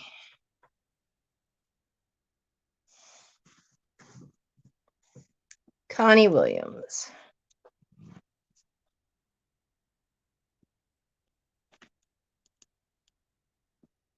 Okay, let's put you right there for a second, because we don't want any more things knocked over to break. Put that away. Now I have, what else do I have? I have that, which was a big surprise that I found. We did those. That didn't sell. Those didn't sell. Okay, let's get these other 2 Christmas things up, because one of them was a big surprise to me. So, first off, isn't that the most fantastic looking cardboard box? I'm not a big fan of light green, but this is just a killer box. Now, I found it wrapped in a plastic bag, sealed shut. Plastic bag had all kinds of dust on it. It's up on the top shelf in the pantry. The label, all I can read of the label says Japan. Okay. There's something else real faint that I couldn't read. I don't think I can. Yeah, it's, you just tell that there's faintest of purple ink there, and you really just can't tell what it is. So the box just says Japan. There's nothing else on this thing. So you get the box with this. I opened it up. I'm like, oh, okay. And all I see at first is this. Now, this is where the little bits of issues are. While you can't see it from the gold, behind the gold on the white, there's a tiny little chip there. There's a teeny little chip there. Another teeny one there. They're all on the back of the star. And then I noticed there's a tiny little hairline here. You don't see any of this from the front. The back of it, somebody put felt on it so it wouldn't hurt your table. And there's a number, 6079. That's all the marking there is. But when I tried to find out what this is, you could have knocked me over with a feather when I found out it's a Holt Howard piece. Yes, Holt Howard. It would have had a red and gold foil paper label. I didn't think I owned any Holt Howard, but apparently my mother did. And yeah, it's I had no idea. I had no idea. The only thing I know Holt Howard is usually the cats, because someday I want to own one of those white cat pieces, any one of them that's a Holt Howard cat. That's the only Holt Howard I knew. I didn't know this was one. And as I said, there were some flaws. There is a crazing line along the edge here. And of course, up here where the tip had cracked off, there's some crazing around here, but there's no other cracks. There's just this crack where, and there's no glue residue sticking out of that crack. So somebody was really careful. You have to look really hard. And I got lots of bright lights around me. And only because I know, or at least I honestly, I have to tilt it upside down to see the crack underneath the star. So, is this really hard to find?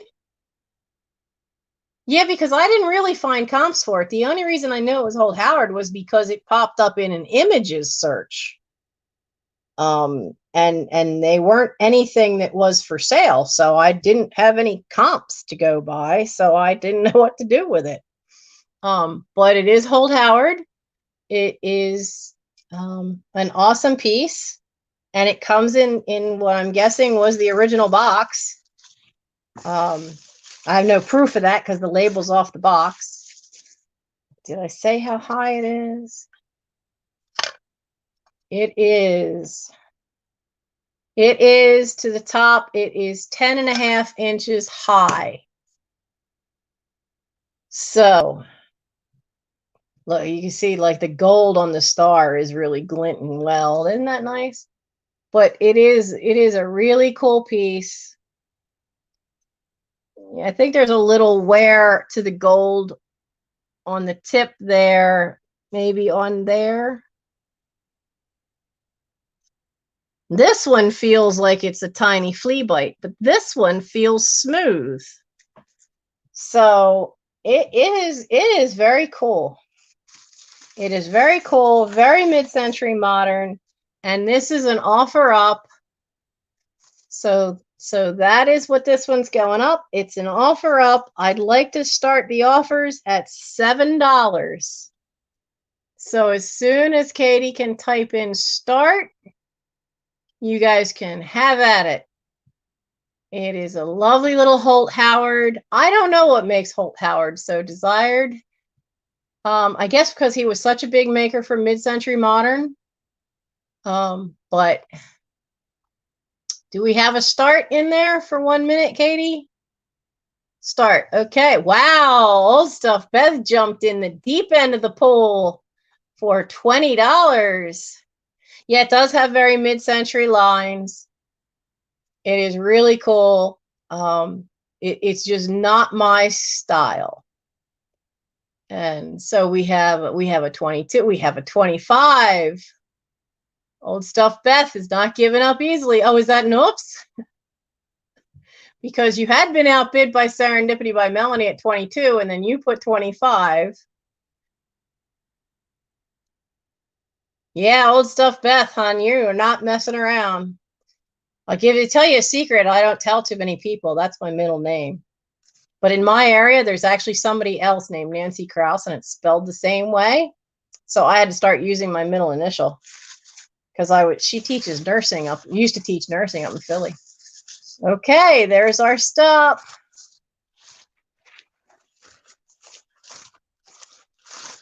So Yeah, I think old stuff, that one you put in, I think came in after the stop, and at that point you were bidding against yourself. She's insuring her bet. Yeah.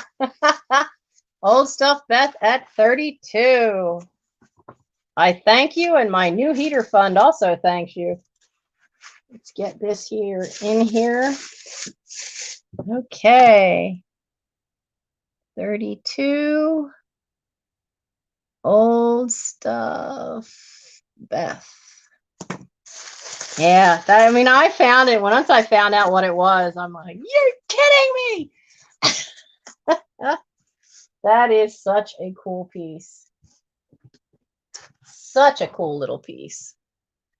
Let's see what else. We did the waving Santas. They didn't go. The Lennox Bell. Oh, here they are. Now, this is something else I found in the pantry. Now, judging from the box, I'd say 60s from those graphics. I couldn't find a date. They are a candle vase, the original candle vase. Beautify your table. Holds a dainty bouquet at the base of the candle. Goodbye, Annette. Yeah, I know I have more stuff, but Vinny's looking at the comments on his own stuff. But I know, because I have more than I knew I would need. If you want to keep going, we can. But I would rather have too much to get through than to have not enough for my first one. So these candle vases, your candle will go right up through here, and this comes off. There's no looking like they were ever used. They are plastic, but they're that really hard, kind of early plastic. Candle Vase Incorporated, Detroit. That's all it says on the bottom. There's 2 of them in the box. You have the little holes to put tiny little flowers in. I don't know that you could do it for Christmas. What's small enough to put in there?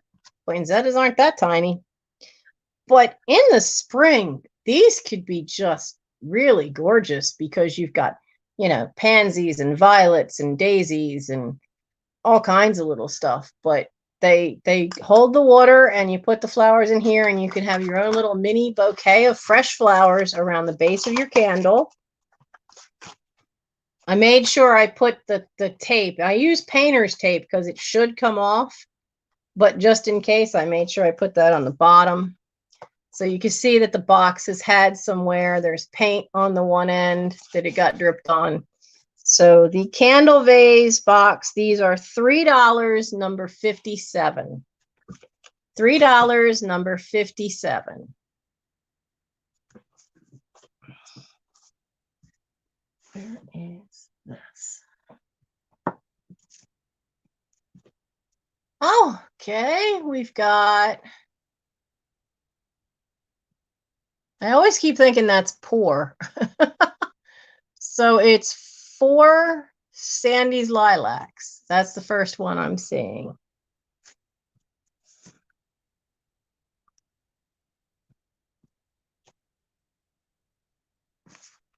Okay. Now, where is your number?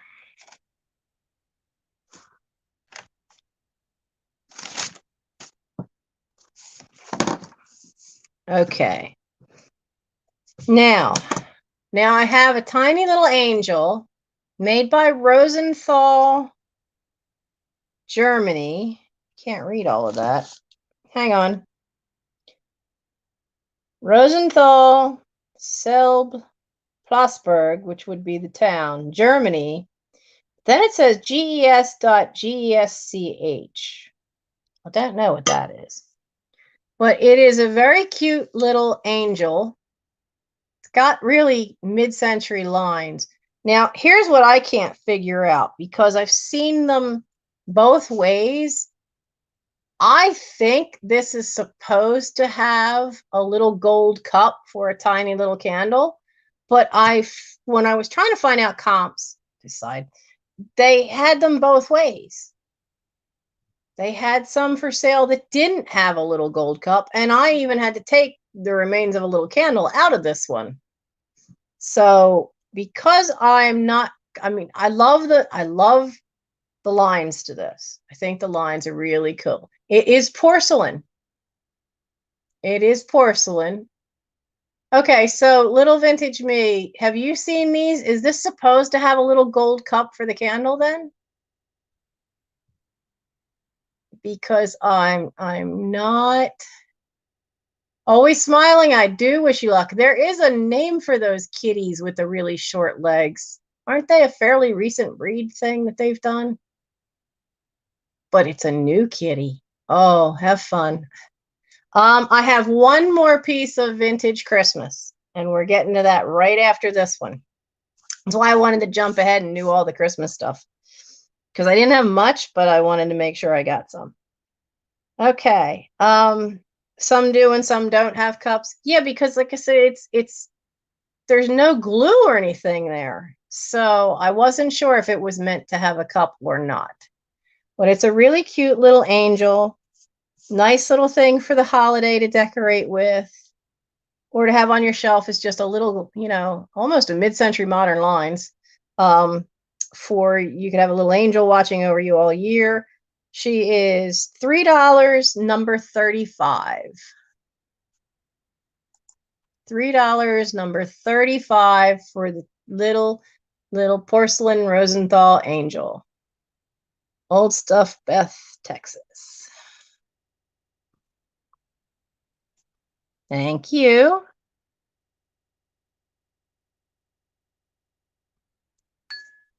Okay, we'll put that back in there with the whole Howard. Oh, wait. Come here, you. I need to put her number back on her. Now, here is the last piece of vintage Christmas that I have. This is a piece of spode with the Santa on top of the tree. And, I don't really know much about the spode stuff, but this is an interesting shaped dish. It's 8.5 by 5 3/4, and then is 2 inches deep. So it is really, really cute little piece. There are no cracks. There are no chips, but what I am seeing on this one, if I get my fingernail there so you can see it, there's a little wear to the green right there. Bye, Randy. And it's also right there. Tiny little wear to the green. Oh, it's great for cranberry? Yeah, I wondered what it would be used for. I don't see any scratches to this thing on the inside. There's no silverware scratch mark. So I don't know what's going on with that green on the edge. I mean, it doesn't feel like a chip, but maybe it got stacked the wrong way. But it is a neat little piece. And we're going to need a timer for this one. It is starting out at $5 and is number 56. It is $5 as soon as Katie can put in a start for us. So this one is going to be an offer up for the spode. It says made in England, Christmas tree, S3324-W, and then has an 84 underneath that. I don't know if that's the year it would have been made, if it's 84, but we're going to start the offer up at $5 for this lovely piece of spode. It has the Santa on top, which I understand is what you're supposed to look for. I picked it up just to give it a try, and I just thought it was cool. Good night, Maria. Good night, Tippy. Tippy Winks Vintage. So Yeah, we're done. We're probably not going to go much longer. Good night, Lady Hack Mom. Okay, Serendipity by Melanie. You have you for 5. Only a few seconds left to bid on the piece of stowed. It is a lovely piece. 10 seconds. Old Stuff Beth sneaking in there at 10. Just a few seconds more. Stop. Okay. Thank you guys all for coming.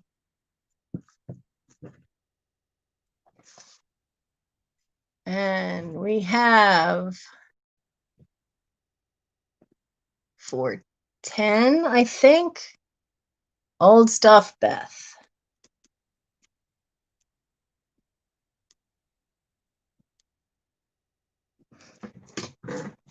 Okay, well, thank you. And Katie, are you good to go for another few minutes and we'll wrap this up at 11:30? I don't want to wear my moderators out. I have plenty more stuff to sell. I just don't want to wear my moderators out. Oh, I'm knocking over here. Okay, Katie, we'll keep going then. Let's do these guys since they want to keep coming at me anyway. I have,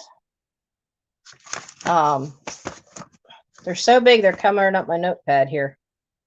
So I know I saw Misty have these a while ago. And they are 2 early play school golden press tray puzzles. You have the milkman and you have the postman. 2 things that, you know, are around in some areas still. They are number 59 and they are $6 for the 2 of them. And these fit in there really tight. There's not really any sign that these were ever used. And I don't know that they were. I mean, these were found in a box in the attic from when my parents moved into the house because it had the date 1962 on the box. So it was, yes, London is bringing back the milkman. London's one of the places. There's 1 or 2 places I've heard of here in the US that are trying to do it. I think it's great. Is that the troll that was going around bidding things up on people? Because I heard about him. So they are $6, number 59, for the 2 early play school. You scared him away. Well, I appreciate that.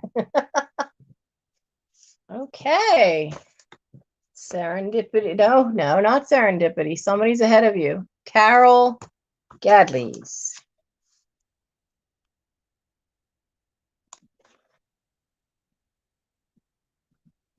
Okay. I think these are in great shape. That's why I started them at 6, because they really, I don't think they ever got played with. They were probably meant for my brother because in 1962 I hadn't come along yet. And then I found this box way back in the eaves of the attic, and it was stuff. There was even the checkbook that they couldn't find from 1962 was still tucked away in there. So it must have gotten moved in and then got shoved behind the old blanket box.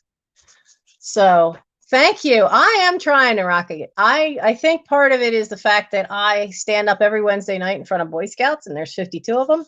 And I spent a lot of time doing community theater from the time I was 13 on up. And my degree was for communications. It's just I get so nervous in the beginning because I'm out of practice. Now, these are the other 2 tray puzzles I have. Now, these are both Precious Moments. And which one has... There's a little crease on this one there. And there's a faint little bit of foxing.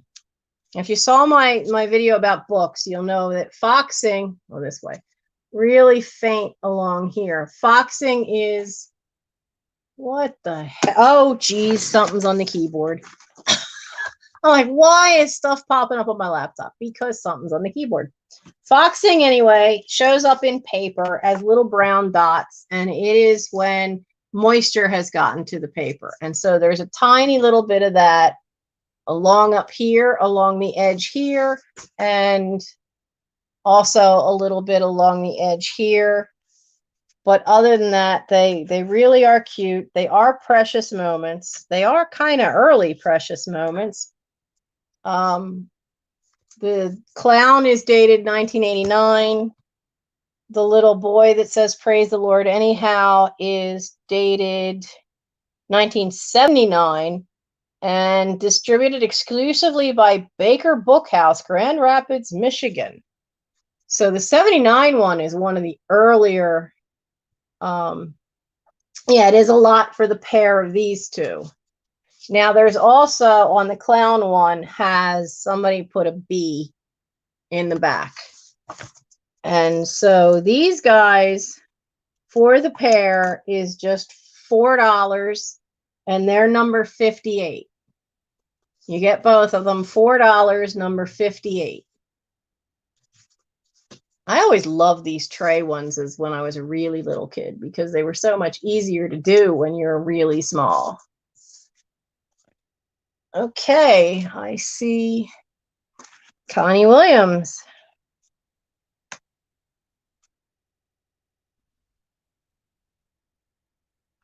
I have a really old Disney tray puzzle that as a teenager I was stupid and I glued all the pieces into the tray.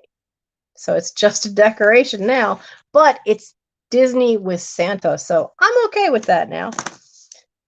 Okay, let's do these other few. We've only got a few minutes. This is, let me take the label off. At some point, somebody had a sticker there. It's Vintage Whitman, Raggedy Ann, and Andy. We have a year. Oh, and Latin numbers 50, 60, 65. 1966. So this stuff's a year younger than me. There are some condition issues here. If I can get him out. His neck broke off at some point, so it's taped on. Her neck has a crease. But they have a couple of clothes each. The clothes are mostly in good shape. There's little tears to the fold out to the pocket. Margie Bees, you made it. You made it. Hi. But these are just really cute vintage pop-up. Her arm also has a crease on it. I don't want to push her down too hard. But they are just a neat little Raggedy Ann and Andy paper dolls kit. They have been played with. They have been used. They are, which the heck number are you? No, not that number. So because they have been used, they are just $3. And they are number 37. $3, number 37. I don't know if you can, I mean, you could still let a little one play with them, but I would suggest mounting the dolls themselves onto a piece of cardstock. Ida Adolph. Hello, Ida. That's one thing is that I notice a lot of the other resellers, they have their niche. They either do a lot of porcelain or a lot of glass.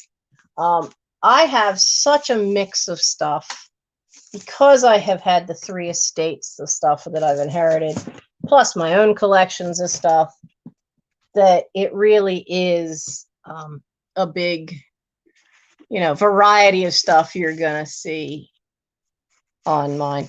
You love glass, Retro Ruby? I don't know that much about glass, so I tend to stay away from that.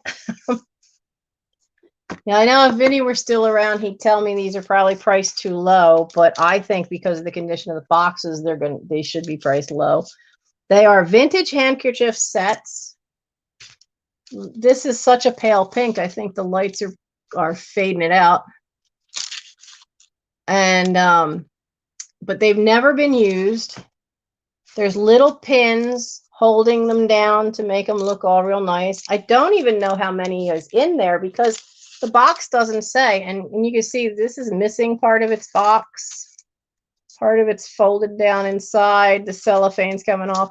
The handkerchiefs are in great shape. It's the boxes that are not. And this is definitely machine-made lace, but it looks like it has hand stitching. There's no way I'm going to get close enough for that. But that looks like hand stitching. And then this is machine embroidery for the flowers. But they are still in their original thing. I think you could, if you wanted to, you could frame them, take them out of the box and actually just have them mounted and framed because they really do look a pretty little set. Wait till you see the blue one. I like the layout of this one with the overlap. I think the blue one's even better. But this is number, can't read my own handwriting, 41. It is $8 for the pink set in the box. $8. And I'm kind of glad Vinny's gone because he hollered at me because he said even with the box, these are too low. $8, number 41 for the pink. Serendipity by Melanie. Okay. The next one is the blue one. Now the blue one is a different maker. I couldn't find anything on this one that told me a maker. But the blue one is by Fruit of the Loom. It is 65% cotton and 35% polyester. Says 2 fine quality ladies' handkerchiefs, full size. And this one has is a little later than the other one. Silver box. You can see like how nice that layout is. Isn't that neat? I really think this one really would look so cool framed. I think that's so cute. Except for if I was going to frame it, I think I'd take out the 2 labels. But the flower, this has lace that is machine made. Now that's a V stitch, so I kind of suspect it was even put on there with one of the early machines. But I love the little lace. Can you see? It's little tiny flowers. It's not just a standard lace. And then the flowers that were embroidered, it's blue and white. And then the other side is the blue flower with the white oval around it. They are so adorable. And the box is in better shape. There's a little squished thing over here. They're really cool and really pretty. And this one is $10. It's number 42. $10, number 42 for the lovely little set in the box. $10, number 42 for the blue one. Precious lavender buttons, man, that's great. I'm hoping I could sell 1,200 items out of this house by June. I really am. And Serendipity has this one as well. Awesome. Awesome, awesome. Now, it is getting late. I don't know if you guys are willing to keep going. I do have a couple other offer ups, but I would like to get this one elephant into the offer ups because he was in the video. Come on, out of the box. Come on, let go. Another elephant is keeping him in there. So he was in the video, and he is made all plastic. I have the background info on him. No, that's Elephant Parade. That's somebody else. That's a Goebel. Maybe I got it over here. Here we go. Number 46. So he does have some spots where you can see where the glue is. And he's got his own little tail. He's got the little seat, the tassels. He's so cute. He is, you can hear the rattling. That's okay. That's okay. He is made by the Mascon Toy Company of Lorain, Ohio. Now, they were making things in the 60s. They only lasted about 10 years. They were known for making cool plastic stuff. He is Sylvester Play and Save Bank. Other than the glue line here, which is all manufacturer's glue, he has wear to the paper label. Can you see the wear around the edges there, especially on the other side there, where it's wears? Now, he comes with the two 1966 pennies that are inside of him. I know they're 1966 because you can open that up. You put the coin in the trunk, and then you take the little thing here and you do this. And he just slams that coin right in there. I think he is the funniest bank I've seen in a long time. It is so cool to see a mechanical plastic bank. I know there's mechanical banks in metal. There's a huge fake market in those metal interactive banks, but not in the plastic ones. When you find a plastic one, you're pretty much assured that it's the real deal. So he is just so cool and so much fun. And I lost his number again. Okay, so he is an offer up. And I know I've seen some online. There was somebody that I had put in my description, and I don't know if she got it. She was asking $12 for hers. But she's a brand new seller. She didn't even have the maker's name on it. So I had messaged her and suggested she put the maker's name and the name of the bank. Well, she didn't put the name of the bank, but just the maker's name.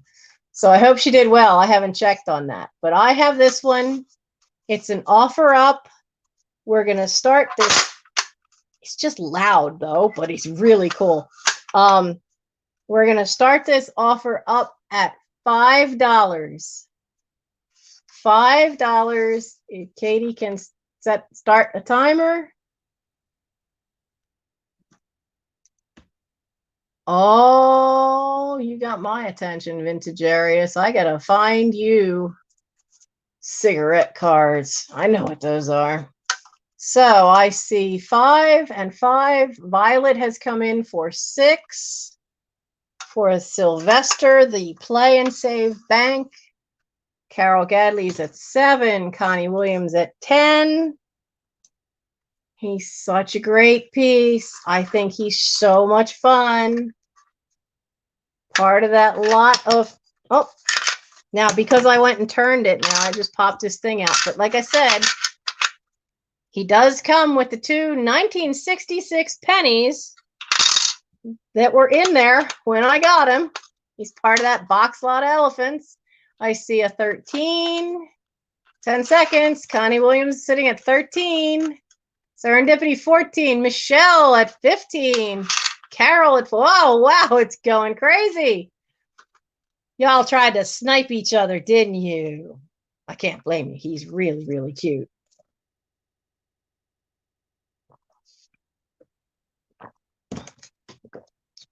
Wait. Patrick had cigarette cards too?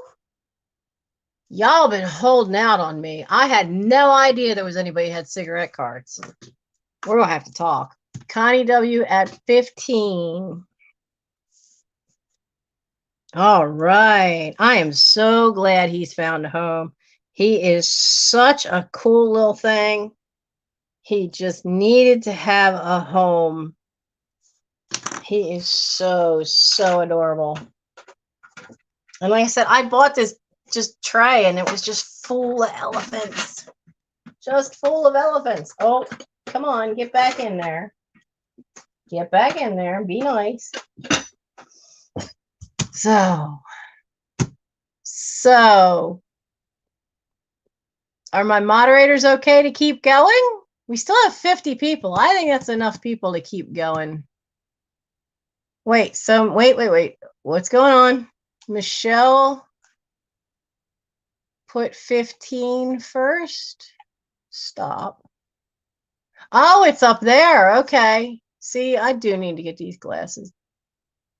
Having to use the bifocals to read that. Michelle got it. Ah. Do you want me to do the rest of the elephants now? Because there's a couple of them. I can do that if you're interested.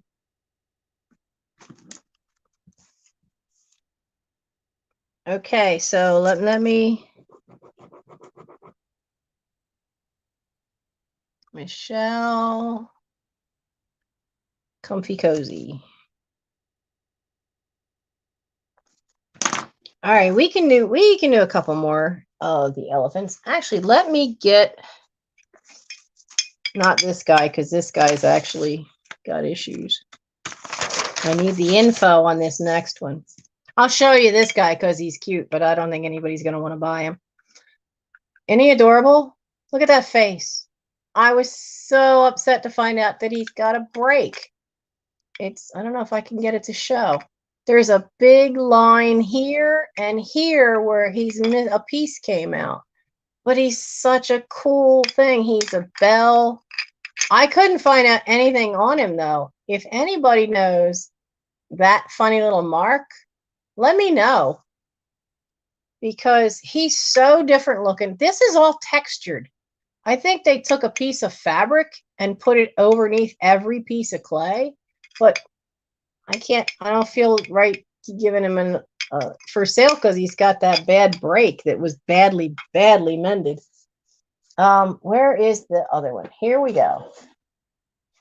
So have any of you guys heard about the cows on parade? I know some of the ones of those can sell for quite high, but apparently the same ones that did that as a fundraiser did elephant parade. Now the hard part of the elephant parade is that their website isn't as set up the same way to be as user-friendly to search for the elephants as the cow parade one is. But I did find one for the elephant parade. And he is by the artist Sarah Havas, and she named her elephant Sarah Havas. She also signed it.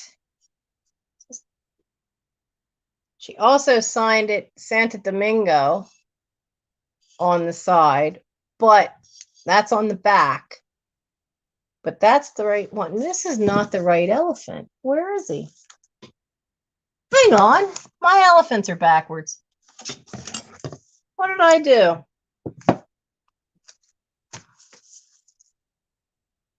I switched their numbers. That's what I did. Because I'm looking at that going, Santo Domingo, that doesn't seem right. I have so many elephants, I'm not getting them straight. He's a different one. Okay, so here is the one. The hand-painted one by Sarah Havas for the elephant parade. Now, what they would do is the designer would design one, and then they would have people hand paint the ones that they sold. They only did 500. This is number 69 of 500, painted by, I think that's DEP in 2011. And then it has the foil sticker for the elephant parade, which was a fundraiser. They were done as a fundraiser to help protect Indian elephants and other elephants that are being hunted all over the world. So it is a cute little guy. It's very different. But it is hand painted. It is marked. It is specifically by an artist who designed it to be this specific way. And this one is The Elephant Parade is $7. It's number 45.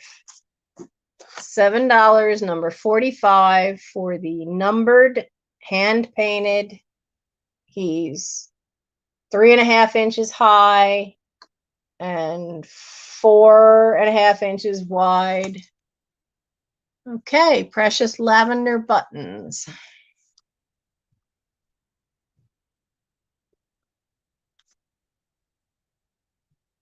And I'll make sure I write down the information on Elephant Parade and who the artist is for that one. And we'll tuck you back over here where you belong. I want to get this little elephant done because this little elephant is adorable. The next one that's up, and then we'll backtrack and do the Santa Domingo one. This guy is mid-century modern.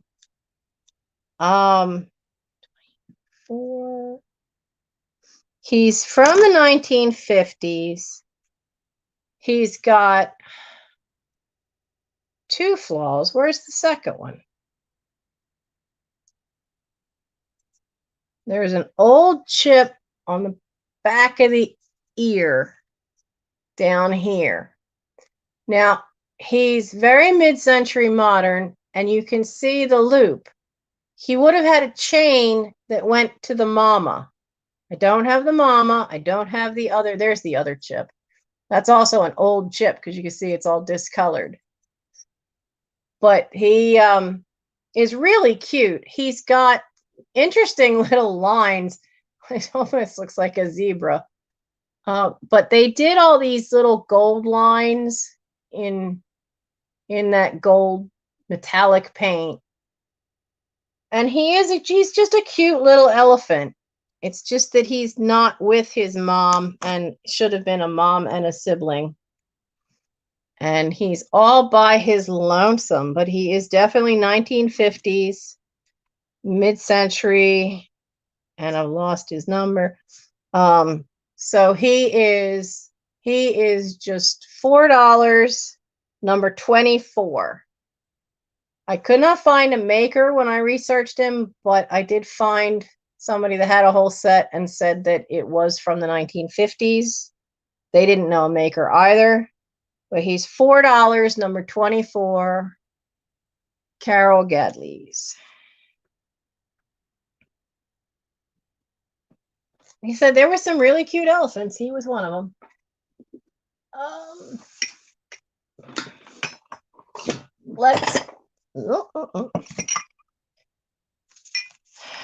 Let's do the Santa Domingo one that I had started to show you.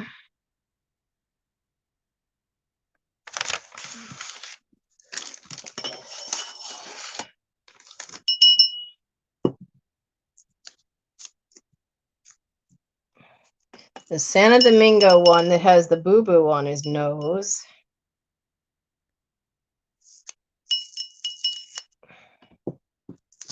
Put that back on the grid on the bill.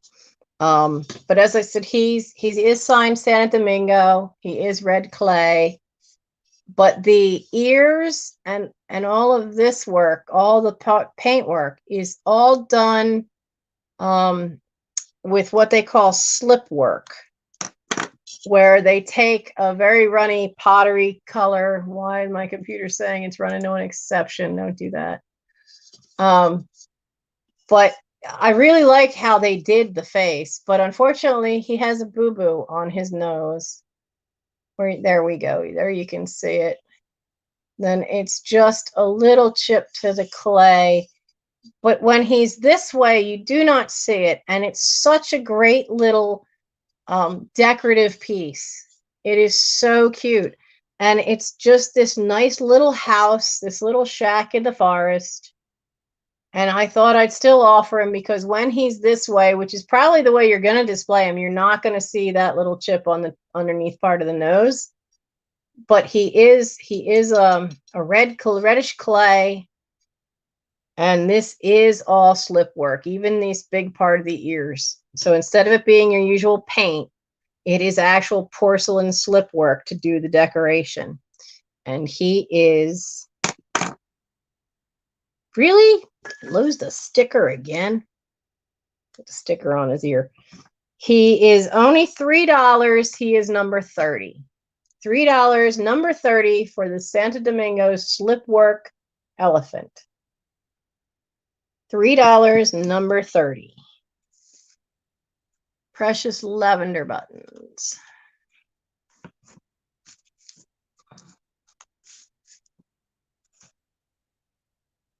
Precious lavender. Okay. Now, let's put you.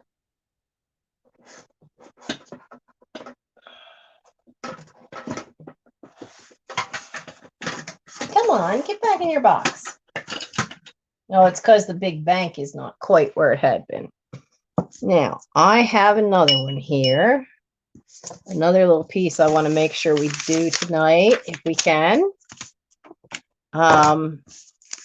This is, okay. Now, this is an early piece of lusterware. One of the ways you could tell how early a piece of lusterware is you see that it's not that blue we're all used to, but it's kind of more of a silvery gray. That's the earliest lusterware. Thank you to watching Sue Me to learn how to tell. But it's just a creamer all by its lonesome. There's no chips, there's no cracks, but there is wear right up here. You can tell somebody used it because there's a little bit of wear there, but most of the wear is the gold on the handle here. And it is from that same mark we talked about earlier, that cherry blossom made in Japan mark. So this is same mark as number 16, which was that Nippon Tokikashi company from 1924 to 1938, that they were a subsidiary hired by Noritake to make things just for export. So this luster creamer is $6, number 22. Oh, $6, number 22. Cute little thing, really early. Luster creamer. Really nice little floral there, too. But number 22, $6.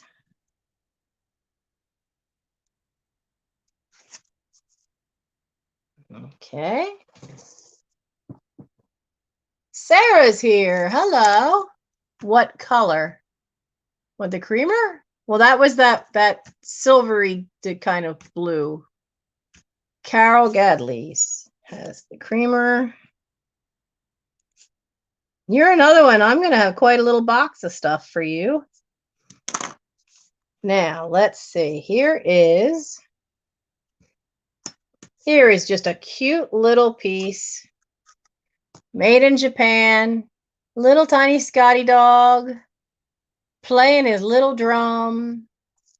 Such a cute little guy. He's got black and white markings. So cute. There's not any real wear to him that I'm seeing. I don't remember seeing any earlier. He has no chips. He's in great shape. This was one of the dog collection of my great aunt, and probably was a little carnival piece. And he is, his little Scotty dog is $4. He's number 20. $4, number 20. Vinny, I thought you'd left us. Did you come back? $4, number 20 for this really cute little Scotty dog banging on his drum. Isn't there a song about I don't want to work, I just want to bang on my drum all day? That's this guy. He just wants to bang on that drum. Carol. Carol again. Carol. Carol Gadleys. And we will put him in there. Now we have another. See, you guys all stuck around. So you're going to see all the cool stuff that I laid for the offer ups. No, this is not the strawberry. This is, oh, and you know what? We've been forgetting the Barbies. I had to do a Barbie after this one. This is in the style of Mary Gregory. It's in that style. Little boy. There's a little bird there. He's, I guess, chasing the bird. Really cute little piece. Reddish kind of glass. You can see it's not a really dark red. It looks almost like a deep, like a rose color to me. And it is 5.5 inches tall. Now it has a label, has a silver and black label that says Bohemia Crystal, made in Czechoslovakia. There's no way this is going to catch that well, but it has, I ran my finger around here. There's no chips to this. It's because it's such a newer piece. It's in that Mary Gregory style. I do not in any way think this, keep forgetting the camera's this side, that this is an actual Mary Gregory piece. I think this is in her style. It is going to be an offer up, and it is going to start as soon as Katie hits start, because it's number 33. It's going to start at $7. And there is absolutely nothing wrong with it. It is adorable. There's no scratches to. Now, see, I looked at this. I should let you know. I looked at this with a jeweler's loop. You can see there's a little dark spot there. That is not a scratch. That is where the paint has, from the paintbrush, has stopped. When you look at it, I always have my handy little jeweler's loop. That is not a chip. It is actually, you can, when you see it, when you get it, you'll see that the brush strokes stop there and the next ones start, and they didn't quite overlap all the way. So I see Serendipity by Melanie at 10. So we're up to 10 already. Even the little clapper is this little glass. That's not, I don't think that's plastic. I think that's a glass little bead up there on the chain. And it does look like that piece is probably glued up into the handle. But it's such a pretty little thing.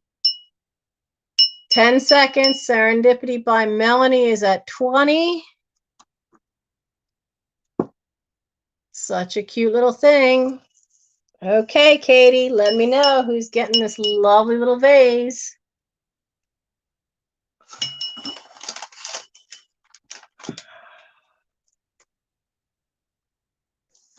And I will get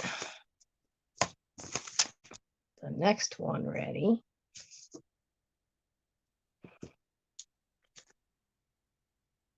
Serendipity by Melanie, 420.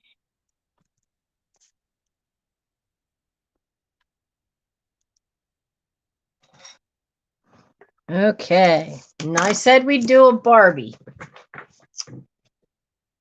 because it's time.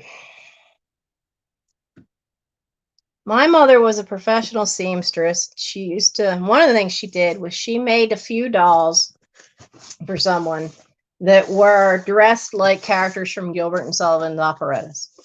The only one she ever did for me is in my china closet. She made Ruth from the Pirates of Penzance. She was supposed to make me the other ones from the different shows. She was supposed to make the three little maids from Mikado, but she didn't. But she did buy me this. This is one of the ones she bought me. This is Dolls of the World, Princess of Japan, Barbie. It's in the original box. It's never been out of the box. Where is your date? Let me look for a date and grab some water real quick.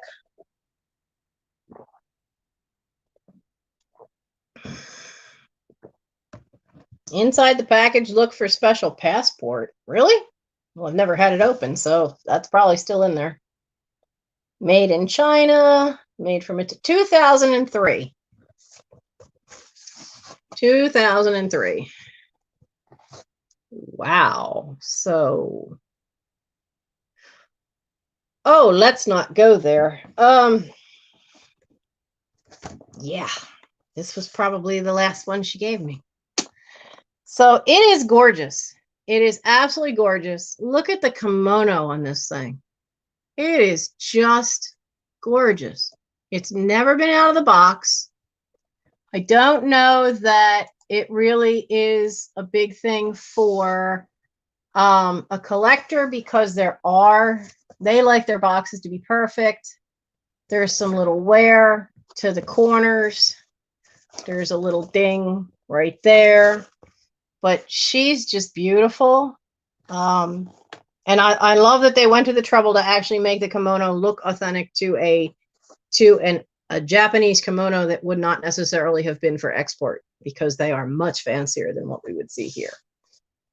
So I do not think they still make this one. They do make some of the dolls of the world, but they have tweaked the outfits over time.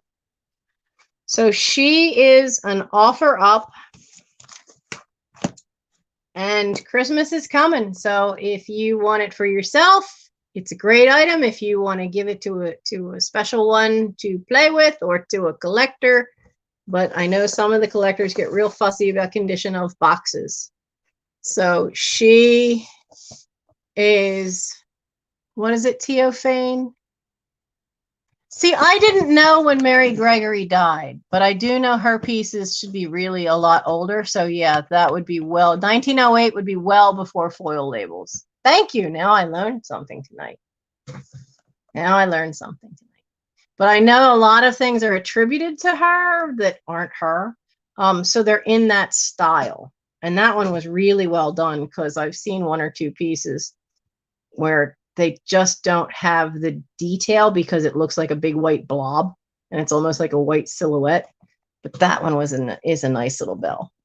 But the Princess of Japan here, who I named her Yum Yum because that's the soprano lead for Gilbert and Sullivan's Mikado. The Princess of Japan is an offer up and the bidding starts. I got to stop saying that. In Pennsylvania, I think you have to have a license to be an auctioneer. So it's not bidding. We're not doing that. We are doing an offer up. And the offer up starts at $10 because she's never been out of this box ever. She's just lovely. And it is time. It is time that she have somewhere else to live where she will be loved and not hiding in a box.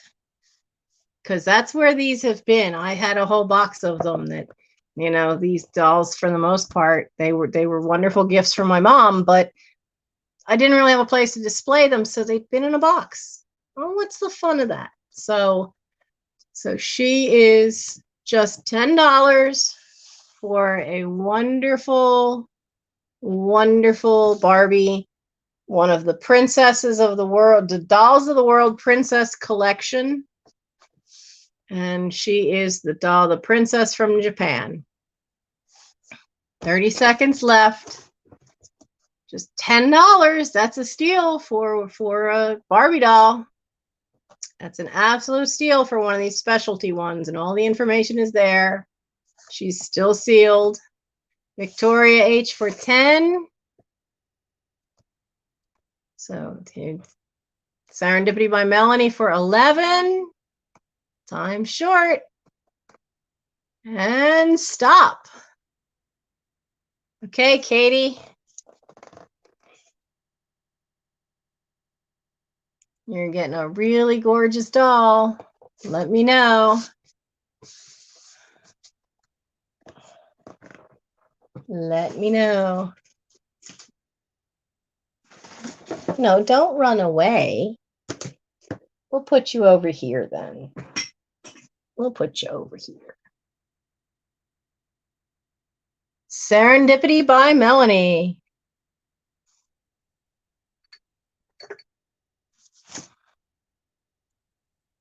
Okay.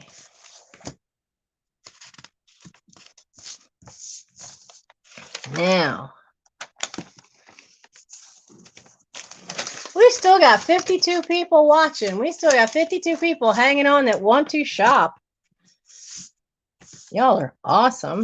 And Katie and Little Vintage Me. Oh, Lord. Diana? Diane. I just sent you something, didn't I? I'm forgetting your name. You guys have been great. You've been here. Yep, Diana. Thank you. Brain dead. See, I told you I was bad with names. I do not have any ephemera this time because a lot of my ephemera is packed away, and some of it is back here in the boxes because I know I've got some. I know I've got some 1934 World's Fair ephemera. I know I've got some vintage magazines from the 40s too. So there will have to be a sale that's heavy. Like this one's heavy on the elephants, and I think there's a few we still haven't done. But there will have to be an ephemera sale. So I kind of like the idea of theming a sale and having some of the stuff be that. But I also know that this was an ambitious amount of stuff. I would like to make sure we get this one up because this is probably the oldest little thing that I have up. And it's a tiny little demi-tasse cup. Well, come on, little blue painter's tape. Now, this thing is so incredibly delicate. I can, even just the light from here, I can see it shining through. This thing is just so thin porcelain. It is such a delicate little demi-tasse cup. This gorgeous gold work is all nice and thick and raised. Now, there are a couple spots where the thin line is off, and the little tiny, this little row is little teeny tiny raised dots. It's just amazing little piece. It is hand painted Nippon this way with a crown mark. Now, that mark means something. I was able to find out an awful lot about that mark and this little cup, even though I could not find out the actual pattern name. This teeny little thin as a whisper porcelain is just over 2 inches high. Now, this little demi-tasse cup is by, it has the Mieto mark, which is the China or crown mark. These were produced after 1908 by Nagoya Seito Sho Limited.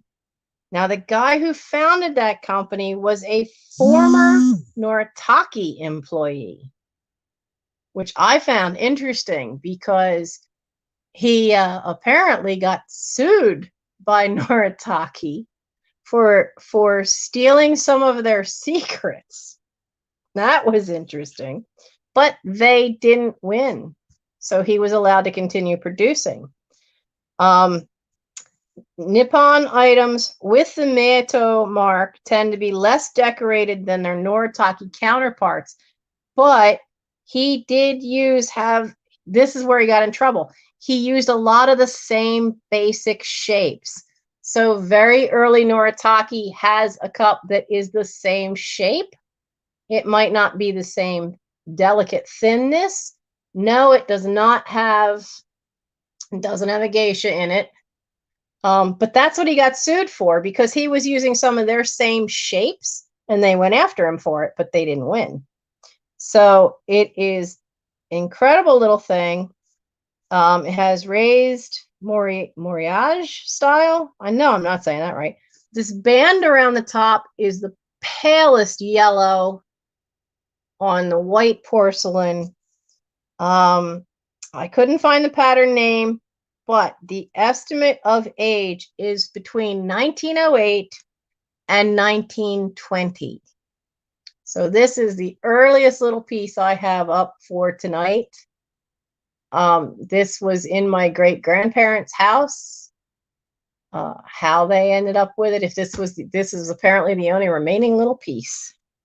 So this lovely little thing, which I think would look absolutely adorable with some little thing coming out of it. Where is its number? 23. This little thing is $4, number 23. $4, number 23, for the lovely little pre-1920 delicate porcelain cup. Just $4 to have something that is really that's 100 years old. Isn't that amazing?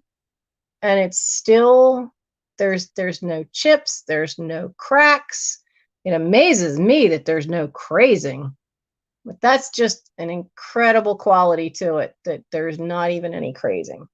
Just $4, number 23, for the demi-tasse cup. Yeah, a tiny little bottle brush would look cute. So $4, number 23. Okay. So let's see. We'll save a lot of this for another sale. And hey, let's do this because you guys might know this last little elephant. There's one or two more. Let's do this last one. You guys might know who made it because I don't know. It has a copper handle. This is the pepper one. It's just a single. I don't have the other one. But I think it's adorable. It doesn't have a mark, doesn't have a cork. That tiny little size would have had a cork. The handle is copper and has this little piece that rolls around. It really is a cute little thing. There is, I mean, I can see it under the bright light that there is a little crazing to the glaze. There's some light overall crazing to the glaze. There is a manufacturer's flaw here. Can I get that to show? See, the dark color is there, but there's some little dots where the glaze didn't go over it. But this was in that box lot of elephants, and it is an older piece. It's really cute, but I couldn't find anything to ID who made this sucker. But it's adorable. And he has a P on the top of his little hat, so he would have been the pepper shaker. So since he's by himself, he is just he's just $4, number 44. $4, number 44, for the lovely little one.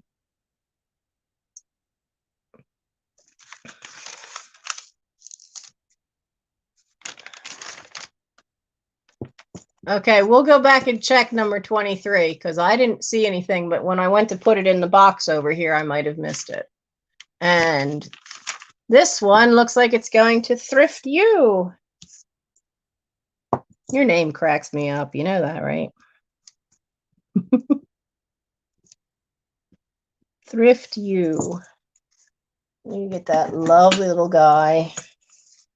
Now, we were going to backtrack number 23, which was our lovely little demi-tasse, to Melanie. Serendipity by Melody?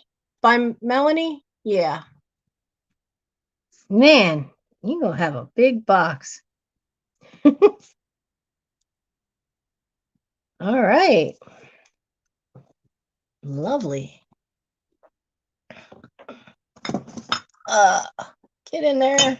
Get in there. So, okay, well, a little more thriftless you. So that's we've done really well. I mean, it was ambitious to have, 60 pieces on the list, but we've gotten through more than half of it. So, so is it Sam or Sarah? Who's the night owl? It's probably Sarah.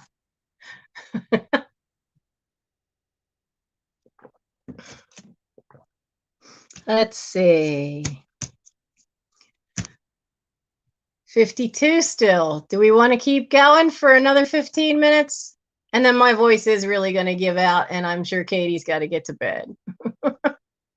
Yeah, someday in a video, I agree with Katie. Thrift You needs to come up, tell us how you guys came up with that name in a video, in one of your lives. I think that'd be great, because I'd love to know how that one came about. Let's get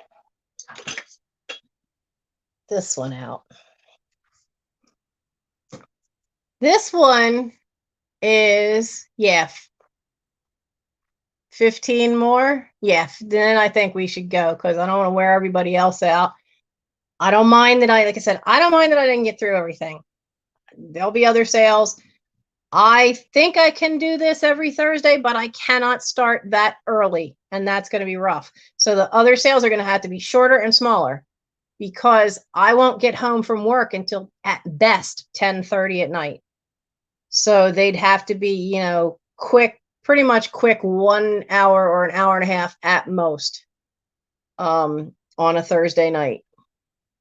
So I would love to be able to do that through the month of December and help me clear out, because I can't even have a Christmas tree anymore because there's no room at the inn here. So anyway, Katie and Diana and I will talk, and we'll see. I have to find you guys really good Christmas gifts for moderating. This is from one of my siblings, probably Steve. Steve would have been born in 1949. Not quite 9 months later. But he would have been born in 1949. He's my oldest sibling. And it is this really cute child's hanger. And it has these little ducks on the front. Now you can tell, I mean, it's the paint showing some age. But I really do think it is really cute. And I've seen a lot of people take these and take a beautiful little vintage outfit for a baby and then just hang it on the wall as part of the decorating for in a kid's room, or decorating. I've even seen it done where they have beautifully embroidered or smocked little kids' dresses hanging from these things, and they have them hanging in their sewing room, but just have them hanging up as a decoration. Somewhere around, I have plastic ones that are from later, and they have little figural animals in them. But this is a really earlier one. This might even have been from my mother, because I know in the 50s they had the plastic ones, and I have a couple of those somewhere. But this one being all wood, and this is not your typical, you're not bending this. This sucker is solid piece of metal in there.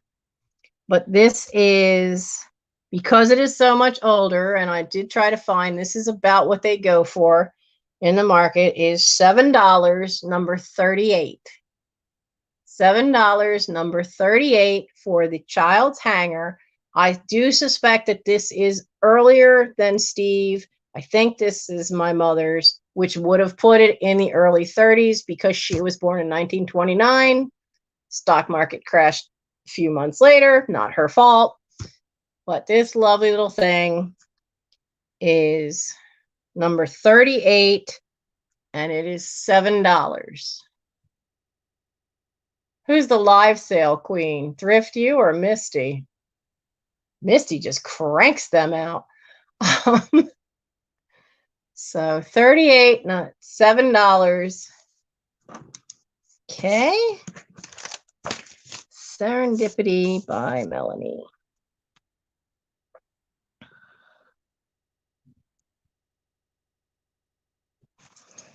And we'll tuck that over here. That's such a cool piece. And how much time we got? 22. It's 12:22.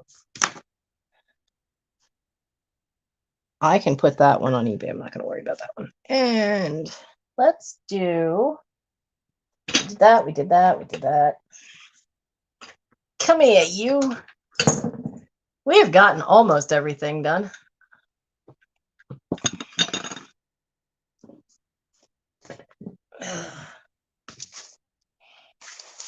Oh, I think we'll wait on those because I can do them in a book sale. Okay, here is.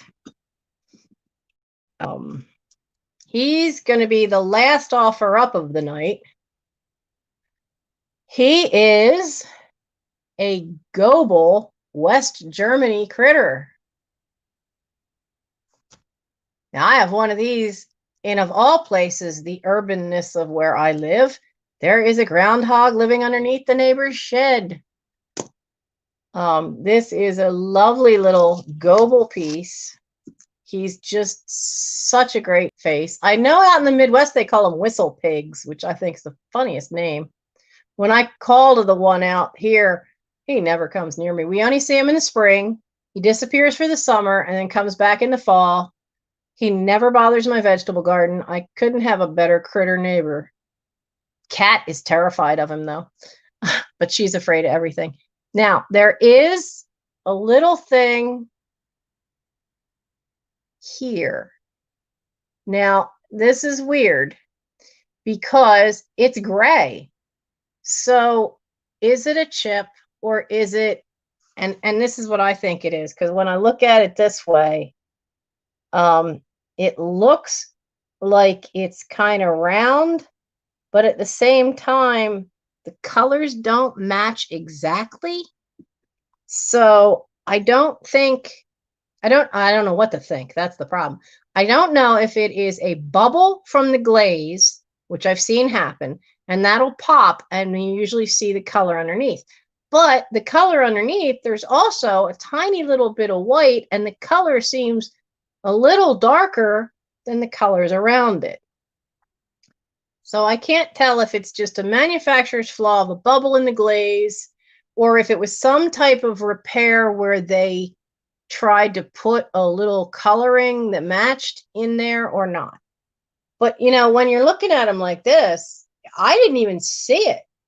He was hiding in the box of the elephants that I got. I didn't even see it. I had picked him up and I happened to, you know, do my usual thing as I run my finger, and I could just barely, I mean, because it's not even sharp. So, you know, I knew I felt something rough. What the hell is a whistle pig? A whistle pig is a groundhog. In some areas in the Midwest, they call groundhogs a whistle pig because that's how they communicate with each other.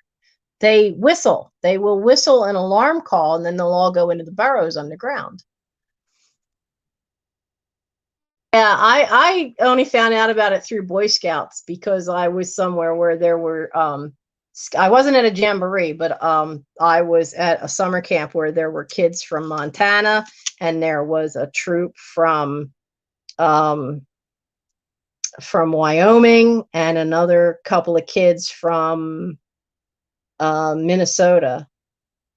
And they were all joking around about having been to the jamboree and talking about the different names that different areas had for some of the normal critters that we all see.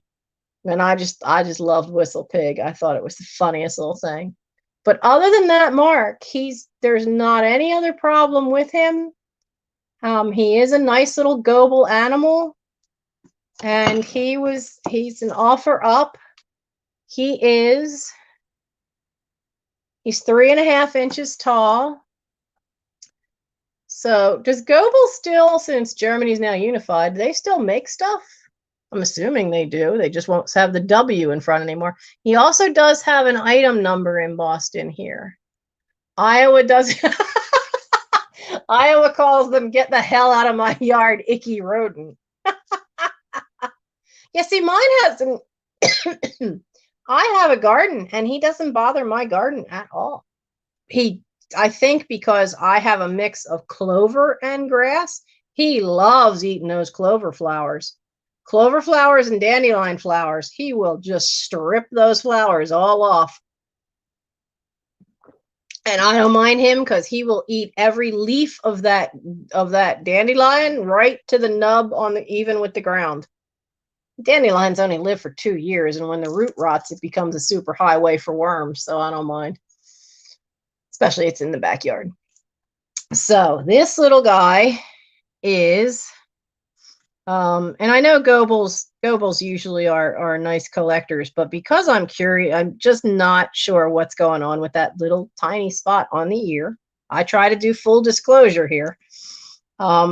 He's an offer up, and he's going to start at $6 for the little whistle pig, for the groundhog. He's a very different animal. I mean, I've seen a couple things where they've been, dogs or the cuter animals. Like I've seen seals and dogs and cats and deer and bunnies for Goble, but I haven't seen some of the more different animals. And Kendrick, I don't believe you for a second that you're going to pay $150 for this little guy. Sorry, hon. You might want to fix that.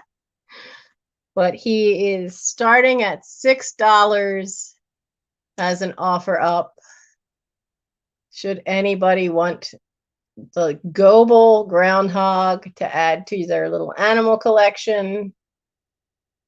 He is a cute little guy. Yeah, Goble I know makes Hummel. And Hummels you really want to find are the ones that are World War II related. Always smiling for 6. Okay, I think we got.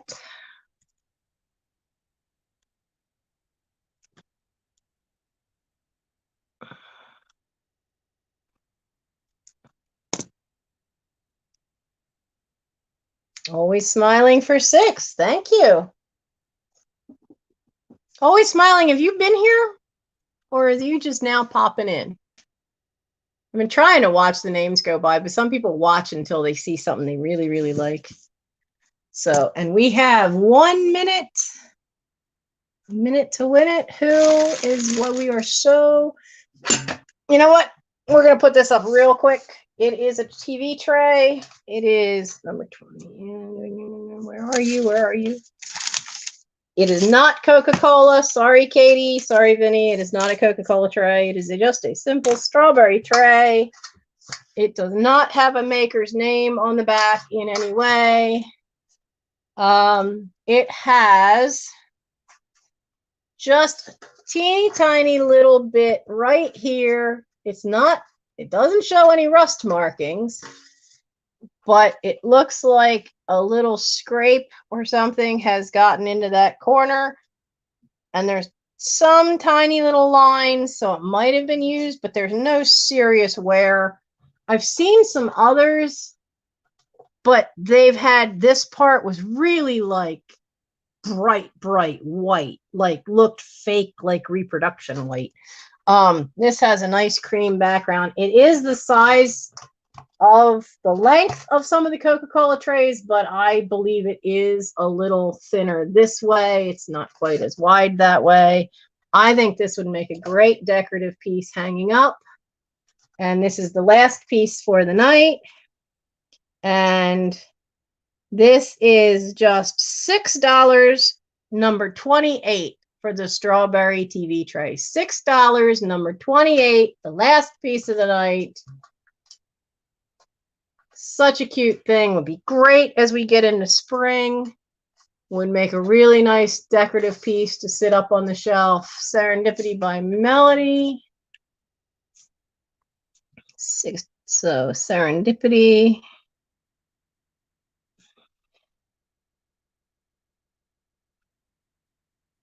All right. And it is now 12:31 by my clock. And good Lord, 3 hours? Wow. No wonder my throat's giving out. I haven't talked this much in a long time. I feel like I've just sung one of the operas and I wasn't warmed up. You know, thank you guys all so much for coming to my first sale. This has been fantastic. I am amazed you guys all stuck with me for 3 hours. And we've gotten through 90% of everything. But this also shows you what a huge variety of stuff that I have. You know, when it's you got three estates worth, and plus the stuff I've collected over the years. You know, so I hope you guys all had fun and you all got to see what a big variety it is. There's a couple things we didn't get to. There's a nice wood carving piece.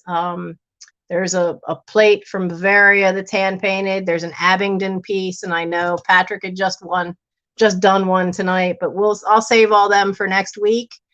I am going to try to do it the next couple of Thursdays. But again, they'll have to be much shorter because I really don't want to go past 12:30 at night by any means. And I wouldn't be able to start until till at best 11:15 would probably be logical because I don't get out of work. And sometimes the guy who's relief is late. So sometimes I'm not walking out the door work until 10:15 and it takes me 15-20 minutes to get home.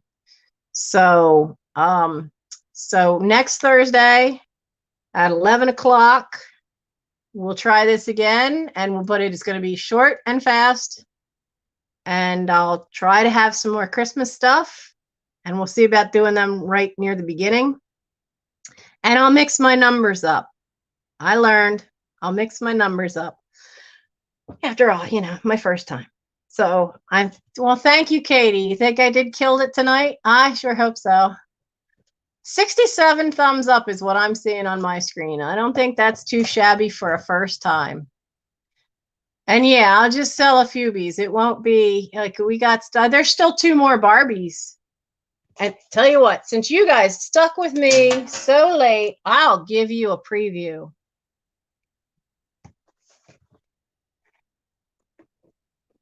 I love these. Mattel was supposed to do a whole series, and they didn't. They only did the 2, Forest and Garden.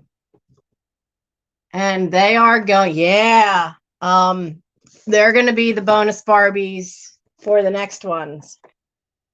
I collect fairies, and I know those Barbies do not go cheaply on eBay because of the fact they were only issued one time.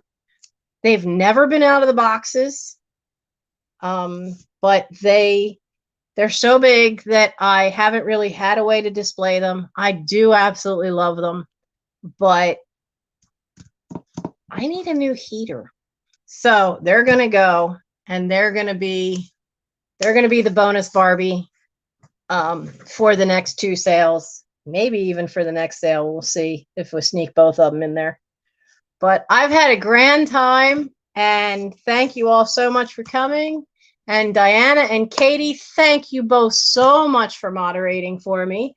I see you did have to have some work to do and take care of somebody. Yes, heat is important. And I really, if you've subscribed to my channel, you'll see that I talk about goals, that you have to have goals. And I've hit 2 of the goals so far, but when they checked out my heater, they said they can't repair it anymore. And I had to sign a waiver, use at my own risk. So if anything happens to it, then I'm probably going to be without heat. And I don't like that. So that's my new goal. That's why I really finally bit the bullet and went, if I get to 100 people, I'll do a live sale. Well, Vintage Conversation and Patrick and Thrift You and Miss Pamela, even Misty, have been so amazing, and they all, Vinny and Katie, have all shouted out to people to get me up to that 100 so that then I would do the live sale, and they've all shouted out the sale. So I'm so thankful because now we can just keep cranking out more and more stuff. And, you know, like I said, my mother was a professional seamstress. I mentioned that. There's all kinds of stuff here. Vintage fabric, vintage clothing, everything you can. Tell me a topic and I'll bet you I've got something, honestly. So we can have a lot of fun just with the variety, because I've got a bigger variety of types of things than I think most of the resellers who have to go out and buy. They're looking for specific stuff. I don't have to look. I have my resource pile, and this is just the living room. 10 rooms, 10 rooms in the house. Only one of them doesn't have stuff from somebody in it. So, yeah, you love variety, honey. You came to the right place. So everybody go get some sleep. I hope you had a great Thanksgiving. I hope you had a wonderful time at the sale.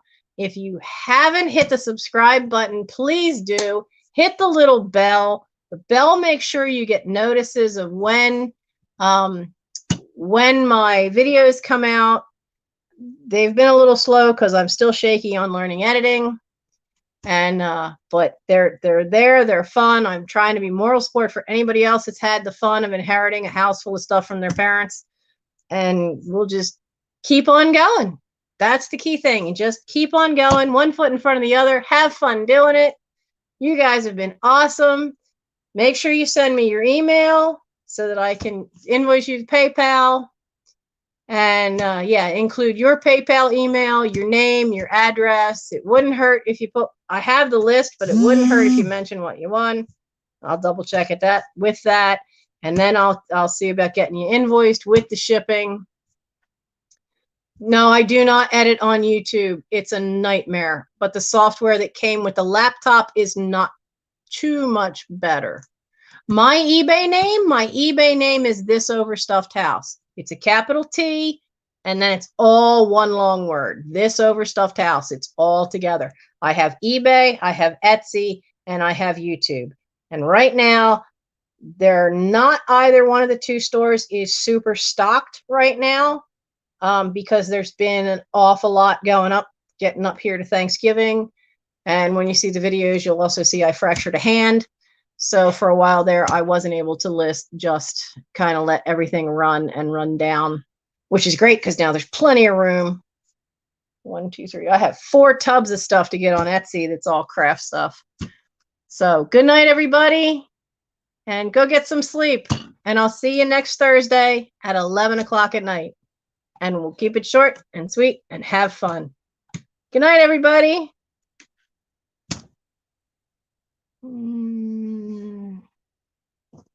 End.